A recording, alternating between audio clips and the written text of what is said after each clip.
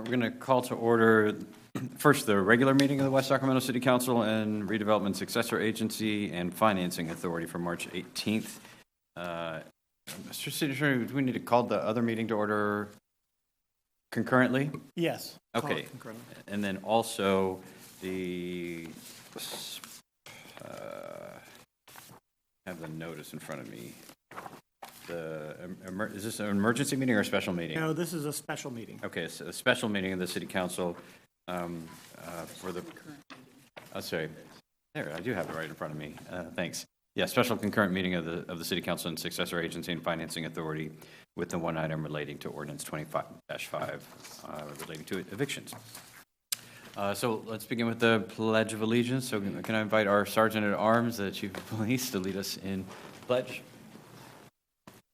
Allegiance to the flag of the United States of America and to the republic for which it stands, one nation, under God, indivisible, liberty and justice for all. All right, as we proceed to item 1A, let me just open. This is our regular meeting time. This is likely to be our final in-person council meeting for some time. We are in our community and our state and our country and our state of the world are in a state of crisis, and everyone in our community is grappling with some severe consequences, both from the preparations and from the response. Obviously, concerns about the pandemic itself, and our work tonight is focused principally in those areas, but also wrapping up some of our final business that was pending prior to tonight. And the order of the Yolo County Health Officer today will require some increased attention as well. So we will get to the agenda items this evening. This is also as a result of the health order, the governor's guidance. This is a meeting that we're conducting without any members of the public present. The meeting is open to the public, but a lot of publicity has been put out encouraging folks not to attend in person and instead to provide public comment and testimony via email to the city clerk, and the city clerk will let us know as we get to each item to the extent to which we've received public comments. It's an unusual situation, but that's a situation that we're currently faced with. So the first item we have is item 1A. And Madam Clerk, do we have public comments on item 1A? All right. They are before you. Okay.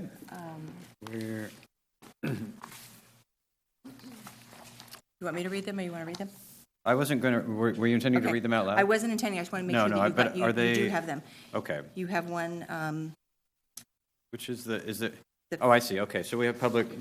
We'll just note for the record, we have item 1A comments by Ms. Laura Jameson. Laura Jameson, and then Tahoe Amy. All right. Okay. Thank you. And these are public records. They are available for inspection for any member of the public or anyone else that wishes to see them, in addition to the members of the council that all have them at our desks. Right, item 1B is council communications. Are there reports or other communications this evening?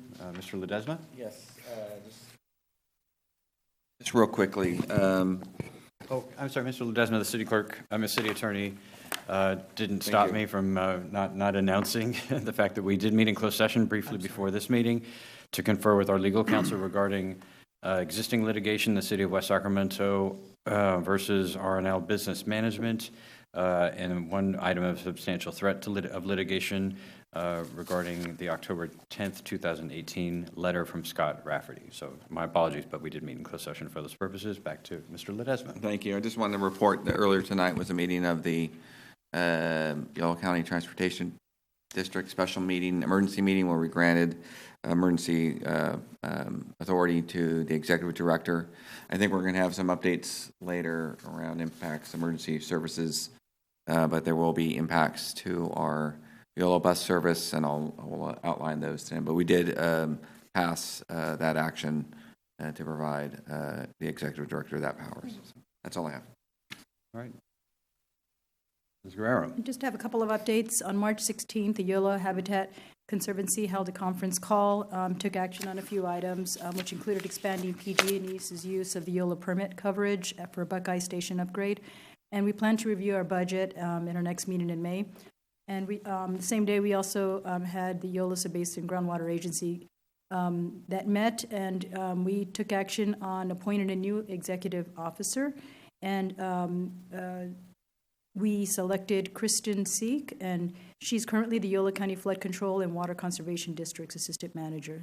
So that concludes my update. All right, Mayor Pro Tem Sandine. Thank you, Mr. Mayor. The Executive Commission to Address Homelessness met on March 5th. We received a primer in homeless services and local alignment with best practices, including rapid rehousing and housing first. We received data on Eola County homeless and background on the Eola County homeless assessment and referral system, and we reviewed our role in addressing homelessness, and we will be developing a long-range planning calendar. Our meetings were to take place rotating in Woodland, Davis, and West Sac, although I imagine, given the situation, future meetings will be by teleconference. The Eola Solano Air Quality Management District met on March 11th, and we received an annual ozone report, a bump-up request for the 2015 Federal Ozone Standard, and AB 923 funding options for upgrading buses and farm equipment. And the West Sacramento Public Financing Authority, 3 of us are members of that, met on March 11th as well. And we provided input to enhanced infrastructure financing district budget policies and confirmed and approved AB 116 requirements for our EIFD number 1. Thank you. Of course, yeah. I forgot to Thank see you. if you wanted to give the report. No, that's right. Valley Clean Energy Alliance met on March 12th. We reviewed legislation pertaining to the agency, received a number of updates on cost and acquisition expenses of PG&E's local electricity distribution system, and prepared for the development of a strategic plan and the upcoming budget for Valley Clean Energy. And then earlier this afternoon, I chaired a teleconference meeting of the New Hope Community Development Corporation.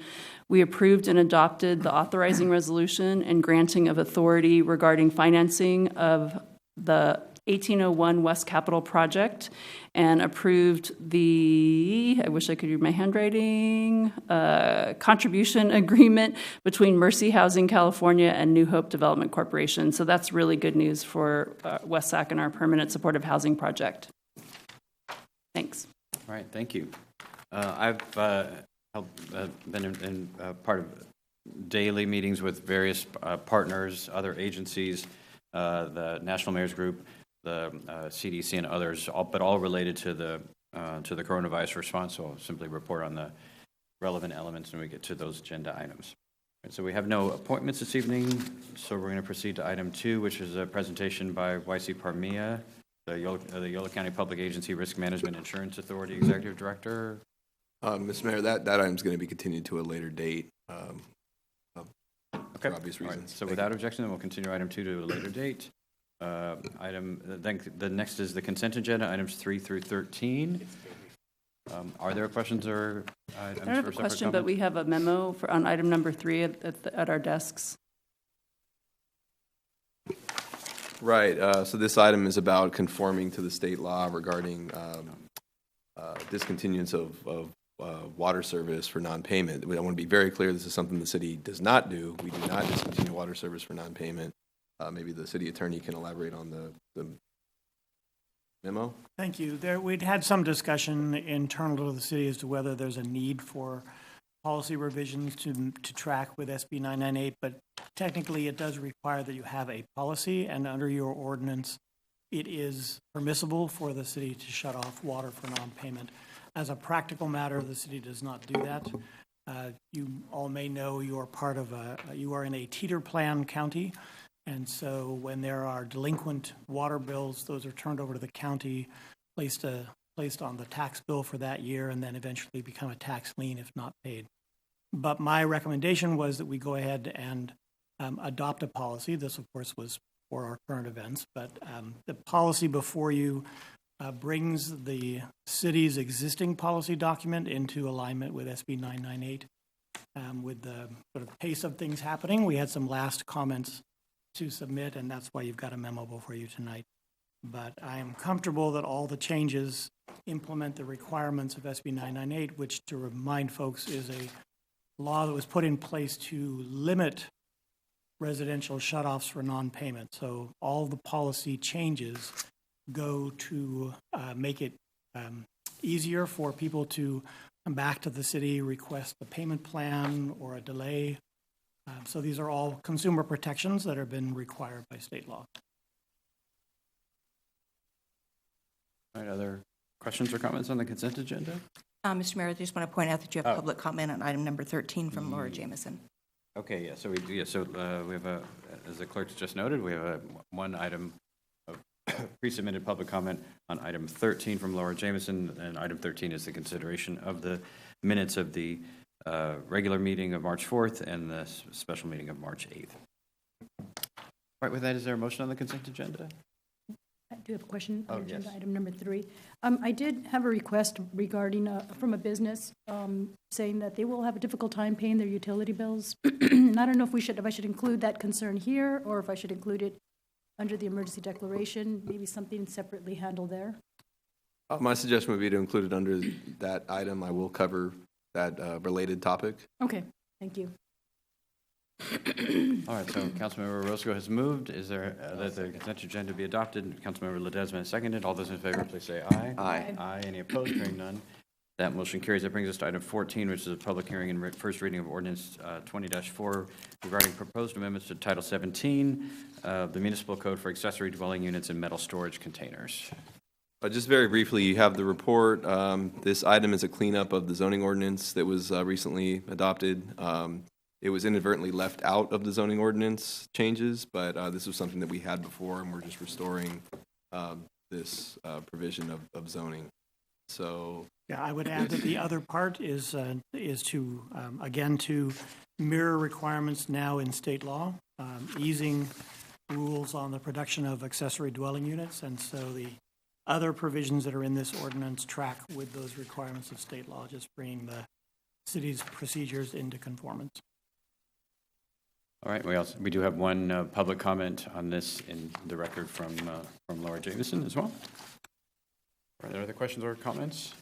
I do have a question Guerrero? related to the comment that was provided via email regarding prohibiting metal storage containers. Is there a reason why we're doing that? I'm sorry, is there a reason we prohibit metal storage containers? That's the public comment that we received, is that is... Yeah, there's a lot of reasons why we do, the least of which would be for visual reasons. Also, they tend to lend themselves to the sort of activity that, in different environments, say in businesses, for example, where things they're used for things that, buildings should be used for. I don't know if Jeff wants to elaborate at all on policy on that. I will elaborate only in the sense that I know this is a topic that over the years has been debated considerable number of times at the Planning Commission. I think as the manager mentioned, this was an inadvertent removal from the zoning code when the zoning code was updated, and as I understand it, we're simply putting back in the rules that were in place before the zoning code was updated. So if the council is not comfortable with this, my suggestion would be to refer it back to the Planning Commission. All right, well, let's open the public hearing on this one. And there is nobody present, but we'll just note again that we did receive the one comment from Ms. Jameson. So close the public hearing. Any other questions or comments? I'm certainly supportive of moving forward with this. This is totally consistent with the city's policy since incorporation. This is not a proposal that bans the use of metal storage containers for things like tiny homes or shops or other sorts of the kinds of uses that have become popular in the last decade. It simply means you cannot take a shipping container, put it in the backyard or on an empty piece of property and start storing stuff in it. So it's entirely consistent with the rest of the zoning code, and this was just an oversight for a while. It wasn't currently included. So. Thank you. My reading was that I think has been stated that this was in an error and omission, and so I think that we're just correcting something that was an error. So I am supportive of this getting fixed. So correct, it was taken up before mistakenly, and we're just keeping it back in as what we currently had in. It was, in my understanding, it was in the former zoning code Okay. language. When we updated the language, it was inadvertently left out. Okay. So now we're adjusting it. Yes. Okay, thank you. All right, so Mayor Pro Tem Sandine is moved. Is there a second? The adoption of the item, or for first reading, all those in favor, please say aye. Aye. Aye. Any opposed? Hearing none, that carries. Item 15 then is consideration of resolution 20-29, ratifying the proclamation declaring a local emergency in response to the global COVID-19 outbreak. City Manager. Thank you, Mr. Mayor. I decided I'll use the podium tonight just so I can see you all better. I will kind of step through the summary of this item, but if you'll indulge me for a minute, I did want to spend some time telling you about all the things that have been happening in the city since this really became active. I want to start, though, just by a little perspective. I think that's been important for both us as staff and in our messaging to the community. I mean, like the mayor started off this meeting, this is a very trying time and a very unprecedented time. But it's also important to remember to keep the perspective for why we're doing this and the objectives behind it, which are very important and very serious. But also understand that we're not alone here. This is not a West Sacramento issue. This is not just a California issue or a nation issue. This is a worldwide issue, and we're doing our part here. We're trying to use all the best practices and guidance, and as that situation evolves, adapt to it, and like I said, do our part to help get through this. So I want to start, like I said, about going through kind of a time frame or timeline of things that have happened both externally and then in terms of our response to the emergency situation. So if we go back to March 4th, it's when Governor Newsom declared a state of emergency in California. Not that that's when this started, obviously, but that's when things really ramped up. As you'll recall, the city council had the foresight at that point to call a special meeting, an emergency council meeting to discuss the city's mitigation response. That was on March 8th. We received some direction. The focus at that point was mainly about gatherings because that was the topic that was most concerning at that point in the time frame. So we did discuss some adaptations to how we were treating special events and that sort of thing. And so we moved forward from there. On March 9th, the Board of Supervisors in Yolo County adopted a declaration of local emergency that was countywide. And then on the next day, we developed interim regulations that we thought we were going to use for special events and large gatherings, which proved to be something that didn't last because the guidance then came out that then prohibited essentially large gatherings. So we did go through the process of canceling everything proactively. I have to say all of our event coordinators and everyone that had a stake in that was extremely understanding. Looking back on it a week later, it seems obvious today, but it was good to see the cooperation there. So then on last Friday, a lot of different things happened. The president declared the national state of emergency, and that was the same day the Washington Unified School Board met and decided to close West Sacramento schools through at least April 3rd. And then other schools in the city, some of the charter schools and private schools, we've been monitoring those as well. The outside date right now is April 13th. And so given that we are a partner in some of those and we have programs with after-school programs and preschool programs, we decided to follow that same time frame and closed our preschools and our after-school programs through at least April 3rd. And again, we'll monitor what the school district is doing going forward. So now that brought up the immediate concern, which some of you actually raised, and rightly so. We're in the business of providing critical services, police and fire, and critical infrastructure, and keeping the water running and keeping the sewer flowing. So our immediate concern was, okay, we have employees that are in different locations, that are in different school districts. Pretty much all the schools in the region were shutting down. So the first thing we did was analyzed what we had in terms of staff resources to be able to maintain those services. What we heard back immediately from fire, police, public works, parks, was that we had it. We had the resources we needed. People were able to adapt to it. And that was a very fortunate thing. But it was our top concern when we got that news was making sure that we wouldn't be impacted on our service levels. So we then issued interim mitigation procedures to city employees, not really knowing what the weekend would have in store, but assuming that we would be here at work and continuing and following best practices as a city operation would. And then on Monday, over the weekend, the governor's press conference and some other things happening really gave us reason to move more into the emergency response mode. We proactively decided to activate the EOC, and that's the Emergency Operations Center. created an incident response team out of that center. We've been meeting daily since, providing centralized coordination and communication among departments and all the staff that are involved. We've been following all the social distancing recommendations. We've been having people conference in, keeping the staff presence to a minimum, but it has been very effective. So I'll talk more about that in a minute. We also took the measure to proclaim the local emergency, which is the subject of tonight. You're being asked to ratify that proclamation, and that's by the resolution in your report. And I'll talk a little bit about what that means.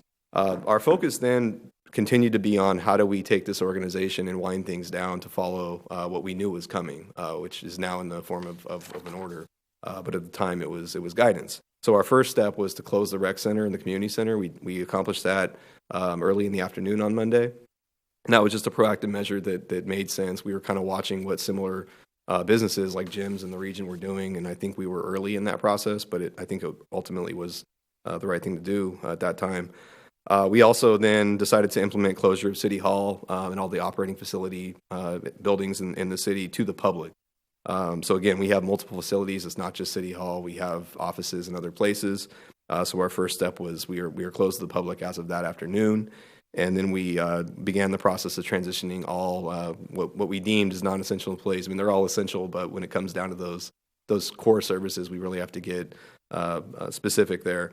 But they were all transitioned to either telecommuting or paid admin leave. So I can tell you none of our employees will be in a situation where they're losing wages so through this. And most of them that are managers or the people that you tend to see come to council meetings, most of them are all telecommuting and all being very active and productive in that. I'll admit, though, there are some things we're learning and adapting to as we go through that process. No organization is set up to do that, but I think we're doing very well with our IT department being on call to adapt to things and a lot of other staff coordination happening. We also canceled all non-essential City Advisory Commission other public meetings at City Hall from tomorrow through at least mid-April. So the City Council meeting, we plan to shift to, the mayor alluded to it earlier, to a teleconference, video conference format. We will have details. Obviously, we'll put out that to the public and to you once everything's locked in. And we'll talk about, I hope we talk about tonight, the frequency of council meetings going forward as it relates to this proclamation and declaration tonight. And then a lot of the focus was also on response actions for affected residents and businesses. A lot of the attention now is in that place. So one of the first things that happened was on Monday in homelessness, obviously is a major topic right now in general, but also given the situation, it became particularly concerning, and especially for residents that are over 65 years of age and are on the street. So our homeless coordinator, Mark Sawyer, working through the county, this isn't out there, but he did work very quickly to secure housing and motels for. Last I was told, it was at least 5 individuals who were over 65 and couldn't meet the shelter in place at this point. So knowing that was coming, he acted quickly to do that. And that's among other issues around homelessness that have been happening. More organizational details. I'll try to summarize quickly here. We did establish a plan for this meeting to establish social distancing practices, allowed public to comment through email, and we did, as you know, we received quite a few comments, so that appeared to work. We did have a bump in the road there, but we got through it. And then we prepared closure procedures and telecommuting guidance to all of our employees. Again, that was the next day, but we knew we were going to have to follow up with a lot of this, and so a lot of that is being worked out. We haven't lost all regular business, though. So, for example, today we did figure out a way to receive bids on the West Capitol project that has been out for bid for at least a couple weeks. We didn't want to lose sight of that. It does fall within the critical infrastructure construction exemption of the public health order. So we did receive bids for that project. I can't tell you the results, but we do expect to still have that project proceed as long as we can. We prepared interim guidance for first responders, which is obviously a very important consideration given what's both happening now, what will be happening as we go forward. Without getting into details, both chiefs are here. They can tell you more about that if you're curious. But in general, it's all the best practices that are out there for first responders, both responding to police calls, but also to medical calls, given the situation. The League of Cities has been active on helping us out with some of the things that we're dealing with, some of the more practical issues the city has to do, statutory requirements like responding to PRAs, responding to tort claims, things like that. So we did reach out to the League of Cities. We're kind of building the list, but they have been responsive. They have a direct channel to the governor's office in Cal OES, and so we're hoping to see some relief to some of these things as we identify them going forward. And now back to more of the response to residents and businesses. I think that's really what people are most concerned about right now. We did add instructions to the city's utility billing website. Received some questions from Councilmember Guerrero on this also about how to cancel auto pay. A lot of people were set up for auto pay, and obviously a lot of people are now affected and maybe won't be able to pay that bill. So we did at least provide instructions about that. It was on the website already, but we kind of made it a little more clear for people.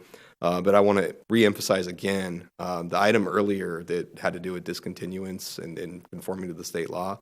That was not intentional for tonight. It was something we were already in the process of doing.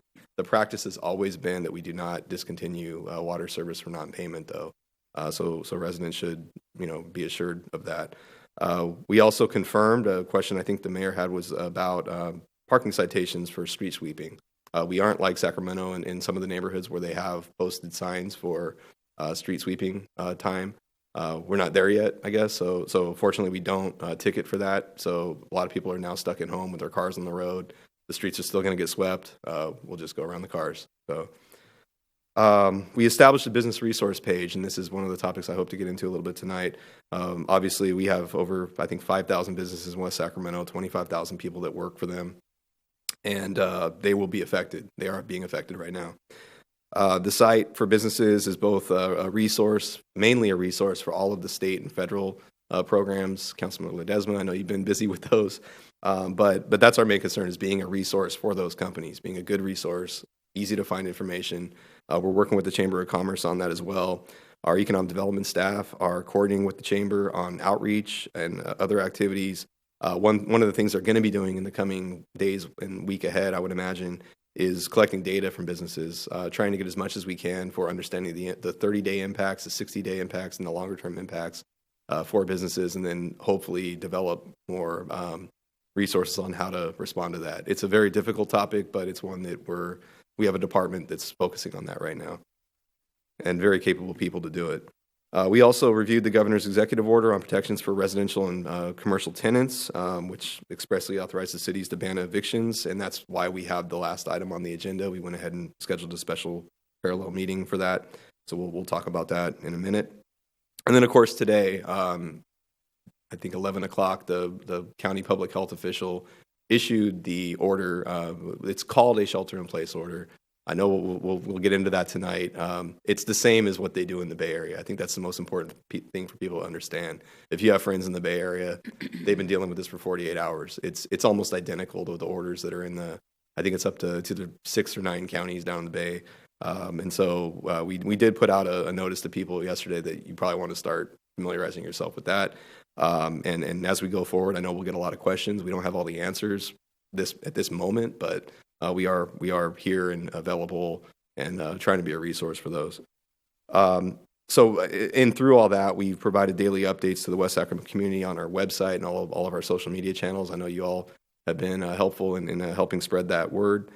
And there are many other mitigation and response activities happening across the organization, either today, tomorrow, next week, next month. I can assure you of that. That is 90% of our focus right now. The other 10 is on trying to keep normal city business running and making sure that our core services are intact. I want to give a few brief updates on other organizations that have been in touch with us. Starting with the food bank is delivering food. They're doing what they do. They're doing it here both in terms of delivery and distribution and using social distancing practices as they do that. On the transportation side, Councilmember Ledesma can talk more about what YCTD authorized tonight, but there are a few things we know. JUMP has suspended operations in Sacramento, the entire region, and the notice they put out appeared to say that they would have the entire fleet off the street by tomorrow. So JUMP, the scooters, the bikes are no longer in service anywhere in the region, as far as I understand. VIA has reduced the number of people they're allowing in a shared ride. I don't have the exact specifics on that, but they have been communicating with people. But just as a side note, this was something that was driven by a idea and then a partnership with the food bank and city staff. My understanding is tomorrow VIA will be piloting a food delivery service. So it'll be, I believe, in conjunction with the food bank, using the VIA resource for that. So we'll see how it goes. That's something we're going to try, and we'll see if it's useful as people are finding it harder and harder to get food deliveries, especially our mobility challenged and senior residents. So that leads me to the main thing that staff hopes to get out of tonight, which is a discussion of the emergency declaration and the potential response activities the city might undertake as we look ahead to the very uncertain future. But one of the things we did right away as part of the incident response team was to put together a subgroup that had the sole purpose of looking ahead, talking to the mayor, who had obviously through his connections with other mayors, had been hearing, I think it was out of Seattle, that you really have to have a group of people that are focused on looking ahead to things that you don't see yet in a situation like this. They're a couple weeks ahead of us on this. But it is important. We're so focused right now in the moment, what the next hour is going to bring, what the next day or two, and thinking about our response actions there. That's what we've been consumed with for the better part of 2 weeks now, that we need this team looking ahead to things that we're not quite considering yet, but we are. We're thinking about it, but we don't have a time to plan. So we are setting aside resources for that. They're part of our EOC, and I can give you an idea of some of the things they're looking at. So business services, more once we get the data, what are we doing next? Without going into any detail yet, because we don't really have it yet, that is a focus for that group. I mentioned senior citizens. How can we help people cope with social isolation? Our city doesn't have a direct role in that, but we have been very, very clear through past actions that you are a council and this is a city that has done a lot to combat social isolation. VIA is a good example of that. It's one of the main reasons we did it. So as we go forward, we're trying to use that same lens to apply to this situation. In development services, clearly the financial markets and the construction industry is in a bit of turmoil right now, but we are trying to do our part to figure out ways to keep things going, whether it's a plan review that has to be done remotely or other things related to that. We're trying to figure out ways to navigate through that and messaging to our customers that we're still here to help, even if it's being done remotely. So, but there are things that we're realizing, whether it's a technological solution or some just process thing that we may try. This group will also be thinking of that issue as well, and looking at other cities and seeing what we can pick up as well. Financial impact modeling has to be at the forefront here. Like I said, there will be impacts to businesses, which means there will be impacts to us. There'll be impacts to sales tax, to property tax, everything in between. And we don't have those answers yet, but we can certainly start to build models that run different scenarios based on certain assumptions and better inform your decisions going forward. We are going into the second year of a 2-year budget, so there are a lot of things we're looking at as supplementals, and departments are now still trying to move on that. But clearly there's some good analysis we're going to have to do before we can assume that any of those things are on the table for the time being. So we'll be working on that as well. And then something as simple as maintaining city vehicles. As the world around us is changing, we're concerned that things like, we want to make sure our fire trucks can keep running and our public works trucks can respond to the calls when we need to. Everything works right now. Nothing to worry about there. But if this gets into a months-long process, we want to make sure that we are thinking of those things. And there's a lot of different ideas that could adapt to that. But like I said, we need to start thinking about it. So I want to close just with the main reason why we're here at this item tonight.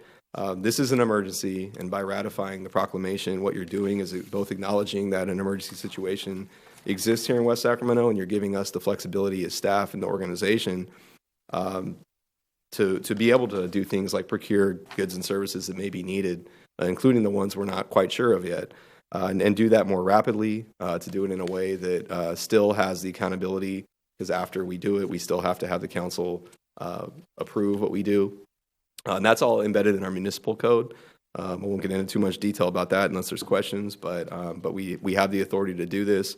A lot of other places are doing it as well as a proactive measure. And like I said, it's for a lot of the things we're not thinking of yet. And moreover, I want to assure you as the council and every resident and business in West Sacramento that in spite of this uncertainty and the unprecedented situation around us, you should know that we have a dedicated and committed capable team of staff working on this issue around the clock. The Emergency Operations Center function that we have in place is designed to help us manage through these exact sort of situations.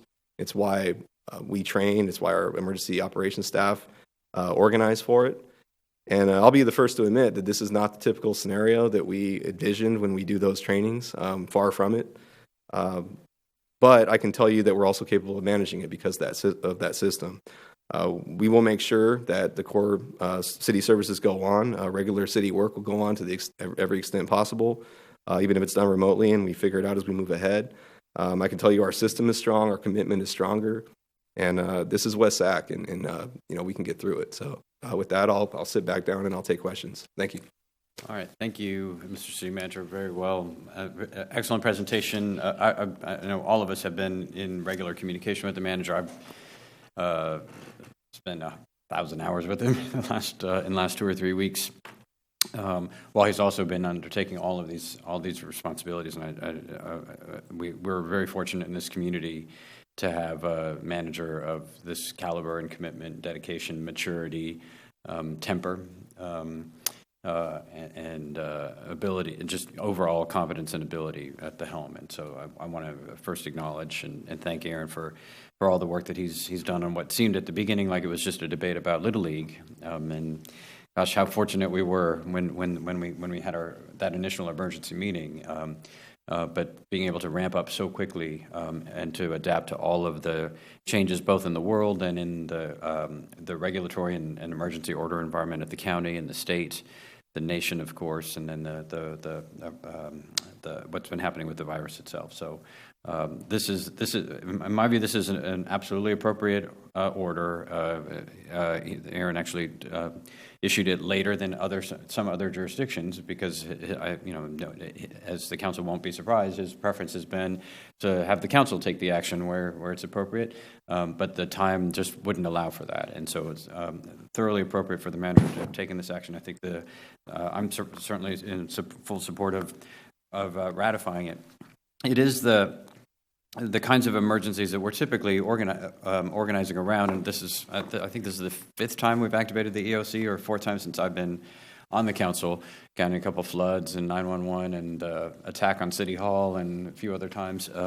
This one is unique in that it is a slow-rolling, largely human-driven set of circumstances that force our hand. I mean, we haven't had a rash of cases and surge of emergency response and hospitalizations here in West Sacramento. So mostly what we have been dealing with has been the response by institutions and policies and orders and what have you. And that changes from day to day, but it isn't though there's a meteorite hurtling at the city of West Sacramento or a fire that just occurred where the entire council has lost its homes and are now living in 16 other places around the country and cannot be convened. The regular system of governance does exist. We're evidence of that here tonight. That was the case a week and a half ago when the council convened an emergency session, and so the mechanisms by which the council, in its role of providing the democratic leadership of the city, we have more alternatives than we do in a normal emergency, and it will, I think, recognizing that we're in this for a while as well, that this isn't a 1-week emergency response either, that we need to tool ourselves up for this process too. And so Aaron mentioned our future meetings, and obviously to the extent that we meet, we need to be doing so in a non-physical space. But my recommendation is going to be that we do meet on a weekly basis via video conference. Video conference is a much more effective way. I think many of us are using it all the time now, more effective in these kind of settings than pure voice conference alone, but that we meet on a weekly basis, principally for the purpose of conducting the regular business that needs to happen, but principally for helping, for ratifying, for approving, providing guidance, for providing a heads up, for hearing forward planning notions from the manager and from the team. So that the council is providing regular guidance rather than having to be summoned in for an emergency here and there. And that will provide greater clarity and stability as well to the executive team, as well as provide a means for the public through its elected representatives to continue to steer the overall policy response. Doing it in that way would also minimize the need for us to have several different ad hoc subcommittees, which would be the other alternative. That, as we did from our emergency meeting where we had the subcommittee on decision points and metrics and processes around the gatherings and events policy that Mr. Ledesma and I both served on. We certainly could convene a set of specialized subcommittees to help provide some guidance and oversight in that respect. But my suggestion is that we at least we attempted to try with all 5 of us acting in sort of committee of the whole on a weekly basis for that purpose. With a video conference meeting and 5 of us, and with our ability to secure public input through alternative means, it's unlikely that we're going to need to meet for 3 to 4 hours as we often do in our physical meetings. So I want to, and we will be focusing on a set of items that are principally emergency items. So my request isn't that we necessarily ramp up the total amount of time that we're in meetings, but simply to spread that onto a weekly basis. So that's my first recommendation with respect to how the council approaches the administration of the proclamation. We don't have to meet, I think, for 100 days. I forget how many, 60 days or something like that. The proclamation can be in effect. 60. Yeah, so we don't have to meet for 60 days. But again, that really is designed for the earthquake level event where we cannot be summoned back together. So number one would be us providing the direction that we would meet weekly. Second is and maybe they're related, on the communications protocol with this, I have been playing a more direct role, as I typically have in the emergency situations, along with our public information officer. But we received a communication earlier this afternoon from the city manager about communications with staff, and I'd like for us to simply incorporate that as a minute order, along with our adoption of the resolution, if the council so chooses. So that we would include along in the minutes alongside this proclamation, not as part of the resolution or the proclamation itself, but as a minute order that during the local emergency, council members shall refrain from initiating communication with any member of city staff except the city manager, the assistant city manager, the police chief, or the fire chief without the consent of the city manager. The city manager has been, during normal operations has encouraged members of the council to engage in open communication with the staff on a constant basis.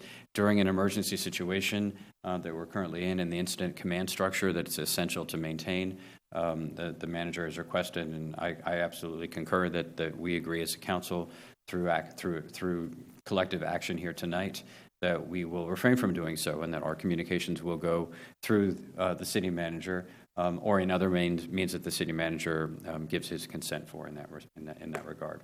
In an emergency situation, that's simply the mode in which we have to operate. Our staff cannot be getting contrary or even aligned directions or hints of directions from us individually during an emergency situation where we're dealing with public safety and public health. And so that would be my recommendation. So first is the meeting frequency and schedule, and the second is this minute addendum that would say, during the local emergency, council members shall refrain from initiating communication with any member of city staff except the city manager, assistant city manager, police chief, or fire chief without the consent of the city manager. All right, so with that, I have other comments that I'll make more generally later, but I want to just put those out on the table at the outset of items that I hope will align with the recommendation that the city manager has made. Can I ask a question to you? Yes, Mr. Ledesma. Thank you. Just on your suggestion on the meeting cadence, are you asking? Are you saying minimum of weekly for council meeting, or? I'm trying to understand. Yes, my suggestion was that we meet Wednesdays at 7 p.m. except where a closed session is necessary as a regular matter. Okay. And that yes, if necessary, we could summon ourselves together for an emergency. I'm just trying to understand exactly. But the hope is that we would not be doing. Agreed. That we would need to do that much less if we had a regular time schedule. Okay. I understand. Just to pass on the comment from the city attorney, I think what we would do if we pursue that is next week we would want to do a resolution to make them regular meetings. That would be my suggestion. Would be adopt a resolution that makes those weekly meetings your regular meetings, so we don't have to go through the, have to look at things that can and cannot happen at special meetings as opposed to regular meetings. Good advice. Thank you. All right, so on the overall item, are there questions or comments? Mayor Pro Tem Sandin? I have a comment. I want to thank the city manager and the EOC team for tackling these huge issues. I feel like I have so much confidence in the way in which it's been handled, and I know it can't have been easy to make a decision to shut down City Hall. Never been done since I've lived here in 18 years, and I want to thank you for the all the time and the effort and the manner in which you've approached this. So it really brings a lot of confidence forward. And as the daughter of a naval officer, I think the hierarchy and the chain of command in this moment is really important. So I think to articulate that and to have us go through you to get those things done, I'm completely supportive of that. And then with regard to the regularity of meetings, I do think the way in which this has just unfolded signals to us that last week, this happened, the week before, it's ever changing. And so for us to have the opportunity to be able to have weekly updates or hear or be able to tackle issues, I think is really important. So I'm supportive of moving in that direction. Thank you, Mayor Pro Tem Sandin. Other questions or comments? Councilmember Orozco? Thank you. No, I echo the sentiment by both the mayor and Mayor Pro Tem. Clearly, we're, having to develop a system with absolutely new realities and a new normal, and I think this has all been unforeseen as of 2 weeks ago, as we all mentioned. I mean, clearly, I'm supportive of the recommendations. We're going to have to be in a position to implement new guidance and regulations and ordinances rather quickly in light of all of the new information that comes in, not even daily, but by the hour. I have lots of questions. I have lots of questions about enforcement and what that means for our law enforcement officers, their own safety, but also what penalties might be for folks, because there are a lot of questions. Are these, and I had asked one of them earlier of the city manager, are the folks that would be facing penalties as a result of any enforcement, would those be the people that, harbor an illness, or are those folks that are just nonchalantly disobeying the rule of shelter at home. But further, I'd expressed earlier this week to our city manager, there are some circumstances where folks want to report certain incidences, but don't feel comfortable necessarily putting themselves in front of an officer. And so it was under different circumstances. But in this case, what if somebody wanted to report a situation where there was someone violating the rules, and perhaps those persons were a public health issue? You would want to have some type of protocol. And in this case, I would imagine it would be the Westsat Connect, but in the future, maybe that's how this is an identified gap that we then have to close, so that way ultimately people can reach and report to law enforcement without necessarily exposing officers. But in any case, I look forward to discussing the matters further. And I think that as much as it's difficult to accommodate all the new changes, it's one of those necessary things we have to do in order to be responsive to the community. Thank you. Councilmember Guerrero.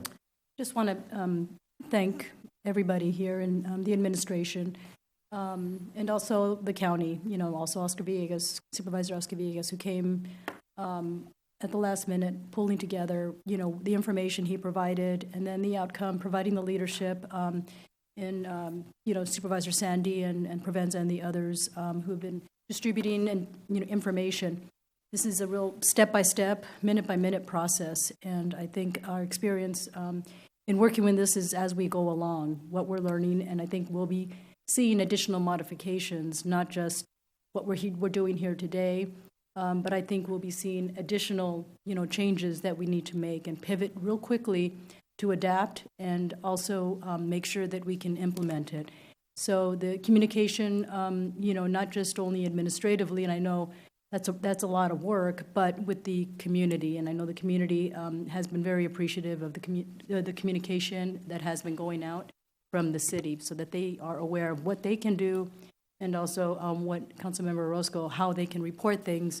So just making sure that we start streamlining all that communication through the city, as well as and disseminating that together, I think helps maintain consistency in the message, as you've started to do earlier this week. But I am very appreciative of all the first responders. I know it's challenging as well to to see that you're on the front lines and interacting face to face with individuals that you can come in contact with and be put in harm's way. So I know that as we move forward, we are going to be looking, as I've been, working many hours, not only working for Los Angeles County, but also with the League of Cities, in communicating what we can do to ensure that we have all the resources and tools in place here in West Sacramento, so that we can address numerous issues that we're going to have to address. This is, I think, we're just starting the beginning of a long road ahead to recovery. And not only just as far as providing the protection for the health and well-being, but for businesses and for residents who are, and children, who are having to live in a new situation. So making sure that we have everything in place, as you said, Aaron, just making sure that people know that, with the elderly community who are in social isolation, that we have a relationship with them, but it's going to be a new way of relating. And I think the idea of using VIA is a good idea, so that we can get the meals out for some people that, if they want to be able to order to go, and that'll help connect us with local businesses who want to provide that, connection.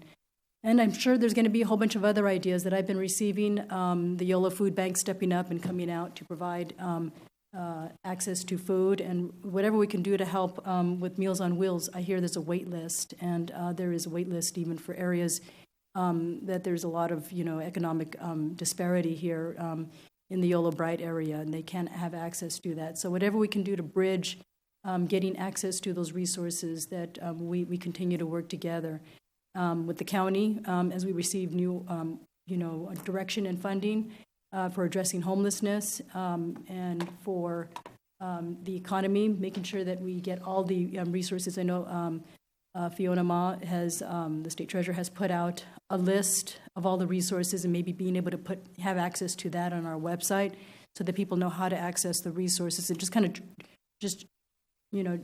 pull all that information so that people can just check on our website and have access to that. It's really hard to navigate and try to find it out there, but being able to have it on our city webpage, that maintains, again, the consistency as to what's going on in the city and what we are asking. Even just as recently with the YOLO County Shelter in Place order that came out today that we have to comply with, to other needs that our community is going to expect from us. Councilmember Ledesma. Thank you, Mr. Mayor. And first of all, thank you for all the time you've been providing. I know been hearing your meeting quite a bit with the city manager and staff, so thank you in preparing for today. And but I 100% support this this act we're taking tonight, this action we're taking tonight. I want to thank, first of all, city staff and the leadership team. I don't the decision to have to take this action, provide this authorization, isn't taken lightly by us nor by you, and I appreciate you holding off as long as you could. And it's really what's led me to the amount of trust I have in you and the rest of the leadership team to know that it's time now to kind of let you kind of handle things and have the authority to handle things, given the unique and critical nature we're in today. And so I want to thank you for your work, Aaron. Extraordinary leadership you've shown over the past few weeks as this has escalated to the point we're at. And it's because of your actions prior to this, your responsiveness, your candor, and your leadership abilities, and your temperament. I haven't seen you flappable yet. And this would be a time that it is, so I applaud you for that. I know the rest of your staff, and I see some of them here in the public safety, have been stepping up and in and providing leadership to our community. I want to thank you for that. I also want to thank the community. A week and a half ago, we were, as the mayor noted, we were really contemplating the effects of this and the impacts of the community out in, whether it was Little League or other events, and how the community would take it. And just to see the community rise to the challenge themselves and take ownership of their own events, understand the situation, and take action, the appropriate action. I just really want to thank the individuals in our community who are leading their nonprofits, their events, and everything out there. This is not easy for any of us, and I know particularly for you, whether it was guiding baseball games or guiding other activities for seniors or whatever it is. It's hard to say we're not going to do this today, but it's for the better good. It's a hard thing to do. But everyone in this community, at least the feedback I've seen and experienced, has been, I'm really proud of this community. I do want to applaud staff on the research and the resources you put together. This website is phenomenal, the resources page on the virus. And I urge all of you that are at home listening or watching on streaming services, it's about as good as I've seen the organization of this website to provide resources easy to navigate to the subjects you want. It's just it is a good resource. I agree with you 100%, Councilmember Guerrero, that there's all sorts of resources that are being made available by other parts of our government, statewide, federal-wise, but people often turn to their city hall as a go-to place. And it's nice to know that we've kind of extended, as Mayor Pro Tem Sandine said, it's hard for me to say we're closed City Hall. But this is a good way to kind of make up for it. The resources are clean, easy to read, and easy to navigate. And so kudos to the team to doing that. I do want to just kind of, if I may, Mr. Mayor, take a moment to talk about one of the pages, because you mentioned the impact of transit. And I did want to give council a kind of an update just in terms of where transit is. And earlier tonight, I mentioned the YCTD provided emergency authority to our executive director. Some facts about kind of where Yellow Bus is. Normally, we do about 4,000 rides a day. It's now down to about 1,600. That was yesterday, and that was actually more than we expected. We also have quite a few of our drivers that are actually over 65, which puts them over the exposure limit. And so we are making decisions and working with the executive director about real critical activities we need to be in. So there will be changes at Yellow Bus. There have to be. We've given the CEO the authority to start planning those. I think service will continue this week, the remainder of the week, as it has. And I've asked him for an approach to be thinking about what baseline service looks like next week. And so far, it will be looking like we'll be going into some weekend type service during the week with some added commute lines. So he has assured us. I'll be working with him as the chair directly on some of these. I encourage riders that are still having to go downtown, depend on transit, to please check out the website at YCTD. It's available through our website too if you want to get to it, or provide feedback. But we will do all we can to kind of keep buses open. The Transdev has done a good job of keeping buses clean, wiping them down, disinfecting at least once a day. So again, there'll be more to come in the coming days. And as asked, I know staff has the link to YCTD on our page. So again, as more comes available, I've asked them to continue coordinating with each jurisdiction. So they'll probably be reaching out to staff as we proceed. I also wanted to, in one of your sections, and it was noted earlier, I want to applaud staff for the business page. We have a note tonight from the chamber, talking about the effects on businesses. And I want to start by thanking our California governor and the governor's office. Their hard work last week, working with the U.S. Small Business Administration, allowed California to be one of the first states online and being eligible for their economic injury loan program. And it's now open for business. It's something I've been tracking for the last week and a half. So I was really happy to hear California is in, and you've made the page available so people that are starting to feel the effects of this loan can begin, of this virus can begin applying for those loans online. So thank you for posting that. And also thank you for something you posted on the website as well, which is the section on mental health. This is a very trying time, anxious times, unprecedented times for us to deal with. And it's important that you provided a resource for Yolo County mental health services on here. And I would urge all residents to make sure they're taking care of themselves physically and mentally. This is trying times.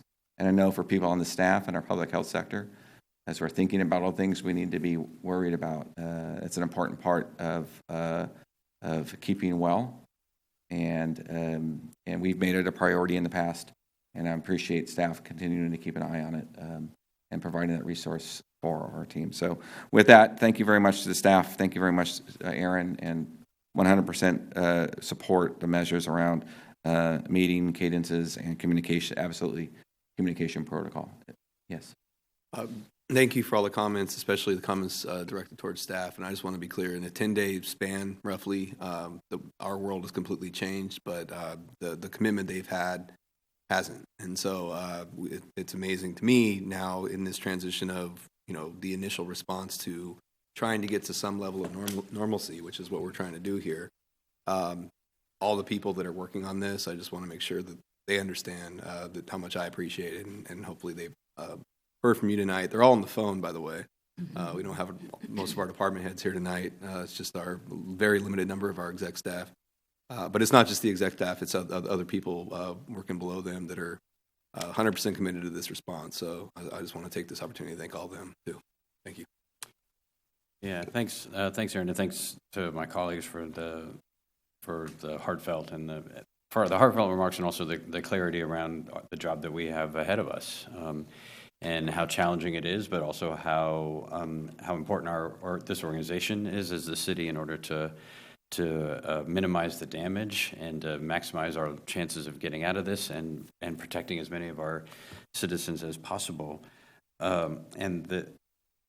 We have so many staff who are affected directly in this way, just like our neighbors and their neighbors throughout the city, and just the human toll that we're already seeing in terms of health and mental health and employment and income and small businesses that people have built for their, for 20 or 30 years of their life on the brink of shutting down. The toll is devastating to a community and to all the people inside of it. And we're all feeling this. Our neighbors are feeling this, and that's even from inside our own homes. And when we come out of this, because we will, our community will be different in profound ways. And so I know the staff is deeply committed to this, and our job in part is to protect those core operations, right? More than anything, the people of our community are depending on the city of West Sacramento to assure that there is no interruption in police and fire services. That if they can't go to their shuttered cafe or restaurant or small business, that we'll be there to make sure that it's not getting looted. I mean, let's get down to brass tacks. I mean, that order can be preserved even in these situations. So our responsibility on public safety is not sheltering at all. It will become even more important than it has ever been. People are depending on us to assure that that there's no interruption to the water supply, that the sewer continues to work. You cannot shelter in place without water or sewer.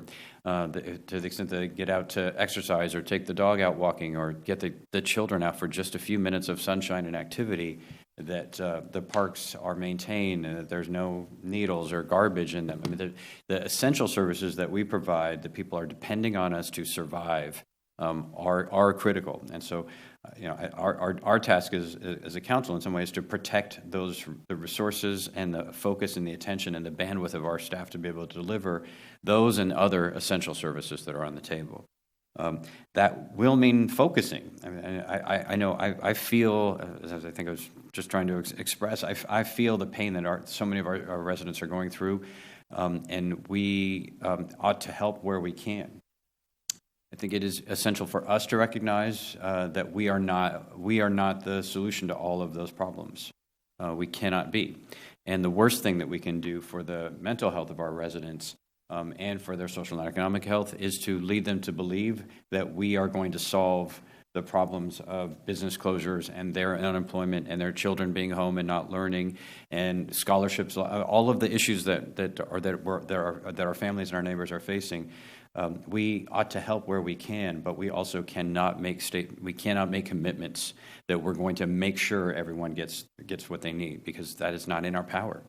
And I think if the governor and others have made it a great example that one of the most important ways to lead in crisis and emergency is to not overpromise and to not extend beyond your ability. Certainly maximize our ability to inspire, but also to not cause folks either false hope or to focus on us when they need to be paying attention to what's coming out of the Small Business Administration or out of the food bank or other critical resources in the community. And so, as we ask our staff to do additional things and different things and adding things to the website and thinking about other partnerships, I'm fully supportive of all of that for all the reasons that have been said. In the end, we have to make sure we have adequate resources and their attention on our essential services. That is job one. And so what we can accomplish in addition to that, in partnerships with others, I think is a primary objective for this city. But we absolutely must protect those core and essential services upon which people are going to depend to survive. Fortunately, we have great partners. We've heard several folks have talked about them tonight. In the nonprofit sector, the Transit District, the Washington Unified School District, which has done an outstanding job in our community. The way in which they handled their closure order gave us and first responders and hospital workers and nurses time to make other arrangements. It also gave them time to make arrangements for food distribution. That is a model throughout the region, the way that they're handling the distribution of school breakfast, lunches, and now apparently they're looking at dinners as well. They've truly provided an exceptional leadership, and I've been on several meetings with school districts around the region, and Washington Unified is shining as an example of terrific leadership in the county, as has been said as well. So we have all those partners, and then because it's West Sacramento, there are these 1,000 points of light popping up all over the community. Whether it's somebody making baking and taking it around the State Streets neighborhood, or someone in the Westfield neighborhood who's started a whole new orange and garden produce, free stand on the street for neighbors. To folks who are signing up to volunteer in ways that they hadn't before for Meals on Wheels or for something else, who are volunteering on the internet to help out nonprofits with their tax returns now that their whole financials have been turned upside down. We're seeing West Sacramento also at its best in this moment of darkness, and that is both heartwarming and inspiring, and it is also absolutely necessary if we're going to protect and give as many people the chance to thrive and to rebound from this crisis. I know that on the private sector side, most of our supermarkets are hiring in a big way right now and looking for folks who need any kind of work at all to work with stocking and the supply chain and in delivery. The food bank system is in desperate need of volunteers. They have food, but they don't have enough people to get it out. And so this is a community response that is happening, and it is one that is absolutely necessary. And so the extent to which we can lift people up with those examples, help connect them to those opportunities, because I know there are people hungry to make a difference in our community, because that's what West Sacramentans do. Those are the kinds of areas where I think with the small amount of initial effort, we can really help connect need and commitment and the desire to do impact in our community, especially for, and I want to say, because I know Councilmember Orozco went in her West Side Kids Give Back as a model of this, but we have 10,000, 12,000 school children who are home. And they're proceeding through their history lessons and their their mock quizzes for English and math. But this is also an opportunity for them to make a difference, just like they do, giving school supplies and backpacks and other activities during the year. This is a chance for them. So thinking about and working with the school district and other nonprofits for ways that from home the school children can participate and learn is an important opportunity. I know the school district's looking for those opportunities. Not everyone is making it right now, and that includes the safety net. So we know that Downtown Streets has had to cease operating, and which is an absolutely essential part of our fabric of services for homeless individuals in our community. The Winter Warming Center as well. Other nonprofits who are on hiatus or in suspension, and we can only hope that they will have the resources to come back, because not just are they shutting down for a period of time, many of them are losing their once-a-year biggest fundraising events of all, and as well as all the small businesses that still have bills to pay, mortgages to pay, small business loans to repay. Folks are in great need and great hurting. And the extent to which we can help point folks in those directions, be advocates for those resources, and then help folks support each other in town. I think I know we're all committed to doing that as a council. It's clear that our staff is as well. And then I guess last is just remember, when we see each other in the community, accidentally while we're still 6 feet apart, but maybe we're picking up some last minute supplies and food that. Or we're just in an argument on Facebook or Twitter with one another, that we remember what we're all going through, and that maybe our short tempers and our anger, our deep sadness, that it's there for all of us. And it's harder, since we're not seeing each other in person so much, to remember the human beings in our community and just see a name on a computer screen. And it's more important than it has ever been that we see past that, and that we remember the people that we're going to live together with again when this is all over, and try to see that humanity that's and the pain and the suffering that so many of us are grappling with, and find the hope in one another. So, because it's a very long-winded way of saying, I think we ought to vote yes on this resolution. Did you have one more? Anything else you were going to add? Just said everything that I wanted to say, and you said it a lot better. So thank you for those comments. I do have one comment. I hear that the live feed is not working. Now you have to say it all over again. Rob, could you give us an update at the mic? Thanks. Yeah, the new TriCaster back there and our streaming media server is having some issues tonight. Okay. I tried fixing it, but I won't be able to actually diagnose it till tomorrow. But tomorrow morning we'll have this video up as soon as possible when we come in. I apologize about that. All right, thank you, Rob. This is it's unfortunate, and it will be corrected. I would observe that this is exactly the situation that the Los Angeles City Council was in for 7 hours yesterday. Metro Cable Channel 14 was in much of yesterday with Sacramento. All around the country, not surprisingly, if you move every college and city council and school board and company business meeting to teleconference and video conference all at once, some of these systems were never designed for that, and so it's understandable. But we are fully committed to that transparency and to opportunities for engagement, and to be held accountable appropriately for the work that we're doing. And so as you diagnose that, obviously we'll be in a different format next week and beyond. And I know we're obviously not the only one. So other cities are also looking at technological solutions in order to improve even further this experience. So I think it's just not the streaming. I think it's on Wave. Yeah, the cable broadcast is working, though. I forgot to mention that.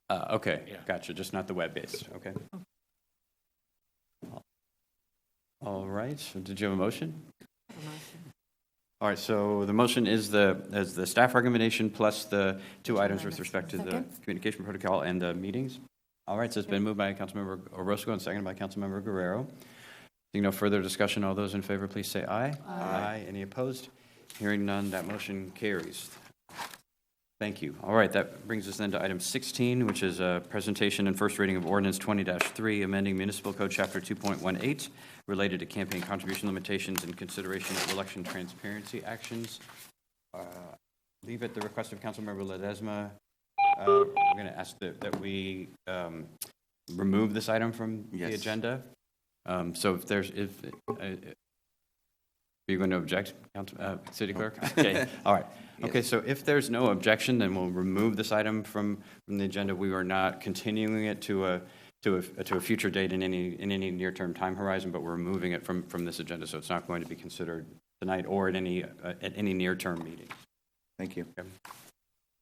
Okay, item 17 is consideration of proposed. Item 17 has also been continued. That brings us to the day of the. Why don't we go? Yeah, let's complete this and move then to item 18. I'm sorry. Let's just go to item 18 directly. Do we need to remove that item? Do we need to take a vote to remove it off the agenda? Item 17? No, sorry. No, it's just it's unanimous consent if there's no. Unanimous, okay. Yeah, okay, so item 18 then is consideration, and this is part of our special meeting. It is the sole contents of our special meeting. Consideration of an uncodified ordinance establishing a temporary moratorium on evicting residential and commercial tenants and declaring the ordinance to be an emergency measure. Mr. Laurel. Yes, I'll just give a very brief intro on this one. This was a topic that was, I think the council was very interested in once the executive order came out from the governor that enabled additional authority for local government to act in this fashion. We jumped on it for this meeting. I want to be clear about what it does, though. So this ordinance is actually nearly identical to the one the city of Sacramento adopted. Part of that was we wanted to be in conformity with the environment around us. A lot of the people that are affected by this are going through the same thing in Sacramento. And I will, one caveat to that is it's not clear to us how broadly the Sacramento ordinance applies. I don't want to get into that tonight. And I'll just say that ours is explicit that it also covers commercial tenants. So it always was meant to apply to residential, but this one also applies to business tenants, commercial tenants. So the moratorium, like I said, it covers both, but it covers evictions. It's a moratorium on evictions that are resulting from the loss of wages or revenue because of the COVID-19 emergency. It's not an across-the-board moratorium on evictions that are for other causes. There's some nuance to that, so that's an important point. Also, it's in effect for as long as the emergency declaration is in effect. Right now, we have a time frame we're under. We don't know exactly when that's going to end, but we will have this ordinance in effect for that duration. And then, in addition to that, there's a section on repayment. So the order was very clear that nothing in the order precluded the ability of a owner of a property from receiving the rent that was past due. We can't do anything about that. But what we did include was the same time frame that Sacramento has in their ordinance, which gives 4 months from the end of the declaration of emergency period for the past due rent to be repaid. So it's a 120-day period of repayment. One other note I want to give you, which is kind of a late-breaking thing, but our economic development and housing staff have been working very hard on this to get resources available. So when this goes into effect, presumably if it passes tonight, I believe it would take effect immediately. And so starting tomorrow, we're anticipating on potentially getting calls or requests for resources. So staff will be posting a fact sheet and a form for tenants to provide the landlords, specifically providing information to comply with the ordinance. It'll be posted by tomorrow. So that resource will be available and hopefully will help with some of the questions that are bound to come out of this if it's adopted tonight. So I'll conclude there and we'll turn it back to the council for questions or comment. Thank you. All right, questions first. So Mr. Ledesma. Just a clarification, when you say posted on our website, so that... Yes, I believe that's the intent. It would be on our website. Thank you. And, I don't know exactly where, but in that resources section on the one that you mentioned earlier. Yes. Thank you. All right, other questions at this point? Mayor Pro Tem Sandine. Thank you. I understand that these, again, are unprecedented times. I think when we take up issues like this, that we need to be thinking about potentially unintended consequences when we set things like this in motion. So I just have a few questions to understand what those might be. First, I don't know this, and I probably should, but I'm really curious about the rental to owner ratio in our city. So about how many housing units are rented and how many are owned. In terms of residential, I know commercial's different situation. Don't have that off the top of my head, but give me a minute. I'll work on that. Yeah, last time I checked, I thought it was about a even split, but I'll check on that. About 50-50? Yeah. Possibly, okay.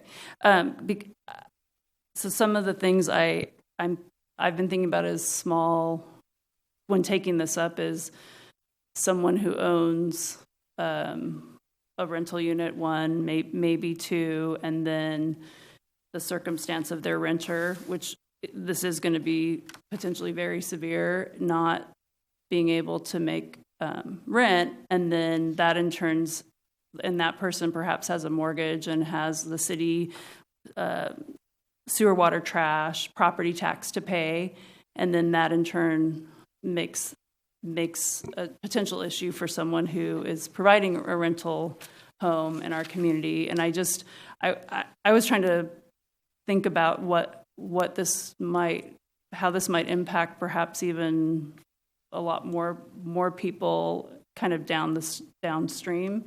So I just am trying to understand what we might be thinking in terms of folks then who can't pay the mortgage on a rental property and then have the city sewer, water, trash, have property tax to pay. And so I just don't know if there may be some other remedies that we may know that are coming from federal or state government, et cetera. So on your first question, I did find the answer. And the data I'm showing, it's about a 54% home ownership rate in West Sacramento. Okay. So it is about half and half. I believe we have about 18,000 housing units, to put that in perspective. Although that's not an exact, a lot of multifamily, single family. So that's the home ownership rate. On the second point, though, about the foreclosures that could result as a result of loss of rental income, I was actually talking to the city attorney about that earlier today, and the executive order does contemplate protections for foreclosures, but we struggle to find the city's exact role in that, and it does bring up other implications that are maybe outside of local law. It's something that we're definitely going to look into as we move ahead on this. But our hope would be that something coming from a higher level of government would provide some protection on that. But we can study the executive order more, really focused on that exact scenario where you have someone who owns a second home in town. And in fact, I think we had a public comment to that effect as well. Owns a second home, is kind of dependent on the rental income from that home to pay the mortgage they have on it. With this, admittedly, it doesn't provide immediate protection. But like I said, that's not something that we can find an easy solution for in our scope in local government. But it's something we're looking into. Yeah, I definitely understand the concept, because we don't want to create situations that there are folks that are kicked out and become homeless during this potentially devastating scenario in front of us. But I want us to be thinking about what we maybe moving the issue from one to another. I just really think we need to be thinking about unintended consequences when we take actions like this. All right, other questions at this time? All right, so I would just note that we do have, I wasn't going to close the whole meeting, but simply note that we have public comments that have been submitted previously, according to the procedure the city clerk arranged, from Jordan Lopez, from Danny Langford, from Laura Jameson, oh no, sorry, not Laura Jameson, different item, from the West Sacramento Chamber of Commerce, from Michelle Kyle, and from Alex Klimov. Get them all, Madam Clerk? Okay. All right, Ms. Guerrero. Yes. I also, thank you, Councilmember Sandy, and I had similar questions on how we can mitigate the impact of those that are owning the property and renting it out and are going to have a mortgage to pay and not able to pay it without the income to do so, and to see if we can take a look at, maybe not tonight, but maybe at a future time, providing resources in some way, educate, inform information, because I think that there'll be an opportunity. I don't know if the feds have released the guidance on that yet for mortgage forgiveness or loans so that they can, sustain themselves. I don't think even those that are living in their home and paying a mortgage and unable to pay they're all falling in the same situation. But also had a question on, not to make it worse, but extending it up to 6 months instead of the 4 months for repayment. I think it's really hard after, for the community here to be able to find a job. I'm thinking that for the long period of time that the businesses will be closed. And you referenced the number of people that are impacted in our community from the closure of those businesses, and some of them are residents, are not going to be able to get back into work and sustain being able to pay that back within that period of time. So to look at an extension of up to 6 months to repay that back pay of rent. And also take a look at adding language where tenants may use the protections afforded in this subsection as an affirmative defense in an unlawful detainer action. And that's where I'm going to go to our city attorney, Mitchell, to see if he has any guidance on that. I'm sorry, which section are you referring to? So that's under the section, to add under the section 3, and as a following sentence, that tenants, this is not in there at this point, that tenants may use the protections afforded in this subsection as an affirmative defense in an unlawful detainer action. If you think that's needed in there, or it helps? I think you could add, I don't know that it would change anything in particular. I mean, it's Okay. either going to be available as an affirmative defense or not. I don't think we can create a legal right for it to be an affirmative defense. That would be in some unlawful detainer action that presumably would be challenging the authority of the city to limit evictions. And so it's, I mean, I don't see that it harms anything having it in, but I don't know that it actually creates anything. And I have some concern with putting language in that could create a false sense of security. Okay. But on balance, I think if the council wants to add that in, we could do that. I do want to make the point while we're at this, that because this is a one-time reading item, any language changes that we want, we need to make sure that we're very clear on what that language is. Because if you act tonight, then it will go into effect immediately. Thank you. Mr. Ledesma. Thank you. So just a couple of questions and comments. First of all, I am supportive of this, but with making sure that I'm hearing loud and clear some of the concerns from Mayor Pro Tem Sandine and others that may have concern about this, because it is just such an unprecedented crisis of its nature. It's not a geographical or a natural disaster of any type. It's pervasive in other ways that nobody had really anticipated. So, and with that this is a tactic that may have been that used and it helped in a certain situation. But how this one, if there's an earthquake today, you're going to start working out of it in weeks to come, right? Or some other. This is is an unknown. So part of my concern is in managing this is the timing of it. So this is tied directly, city manager, to the length that we're in the state of emergency, right? And so I want to make sure. Is that right? To be clear, you would be tying it to the governor's executive order that suspended the application of existing state law that limits your ability to provide eviction defense. And the reason for that is because once the governor's order is terminated, you would no longer have the benefit of that protection.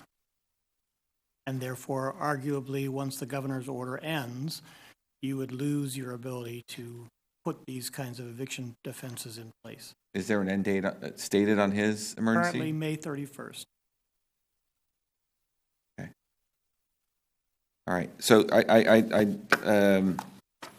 what we just have to be mindful of here, and the mayor is exactly right. We are not going to be able to help.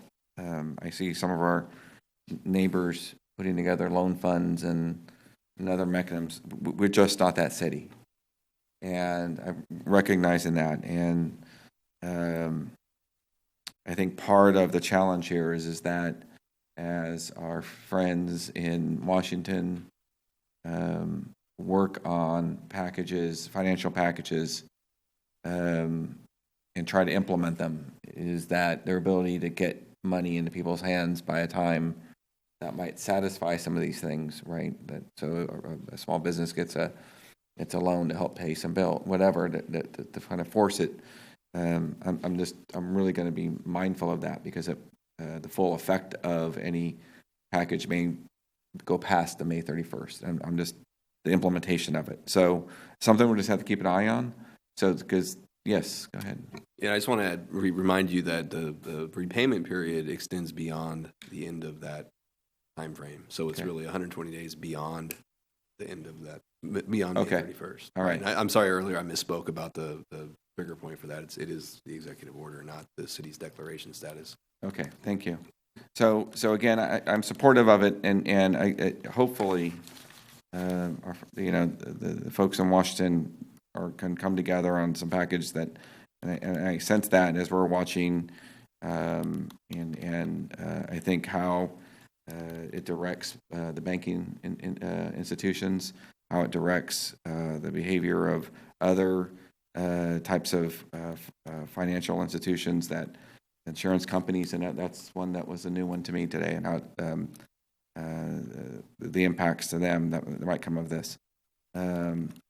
There's a lot of different levers to pull to try to bring the country, the breadth of which we're not sure of. So I think there's hope, so that some small business owners, that residents can get direct payments from the government to help offset some of these costs. And so I just want to make sure that we are thinking about that as we go on here, because I think we need to protect people in this interim. None of this is anybody's fault, that a small business can't keep their lease payment up, or other pay their employees. I think that message has been heard loud and clear in Washington. From everything I've seen, it's about addressing both. Is how do you ensure individuals have the resources they need to get through the short term. It's also about making sure that the tools and resources, either directly through the government or through financial institutions, are there. So again, that's something I'll work and as much as possible and inform the city on as much as I can.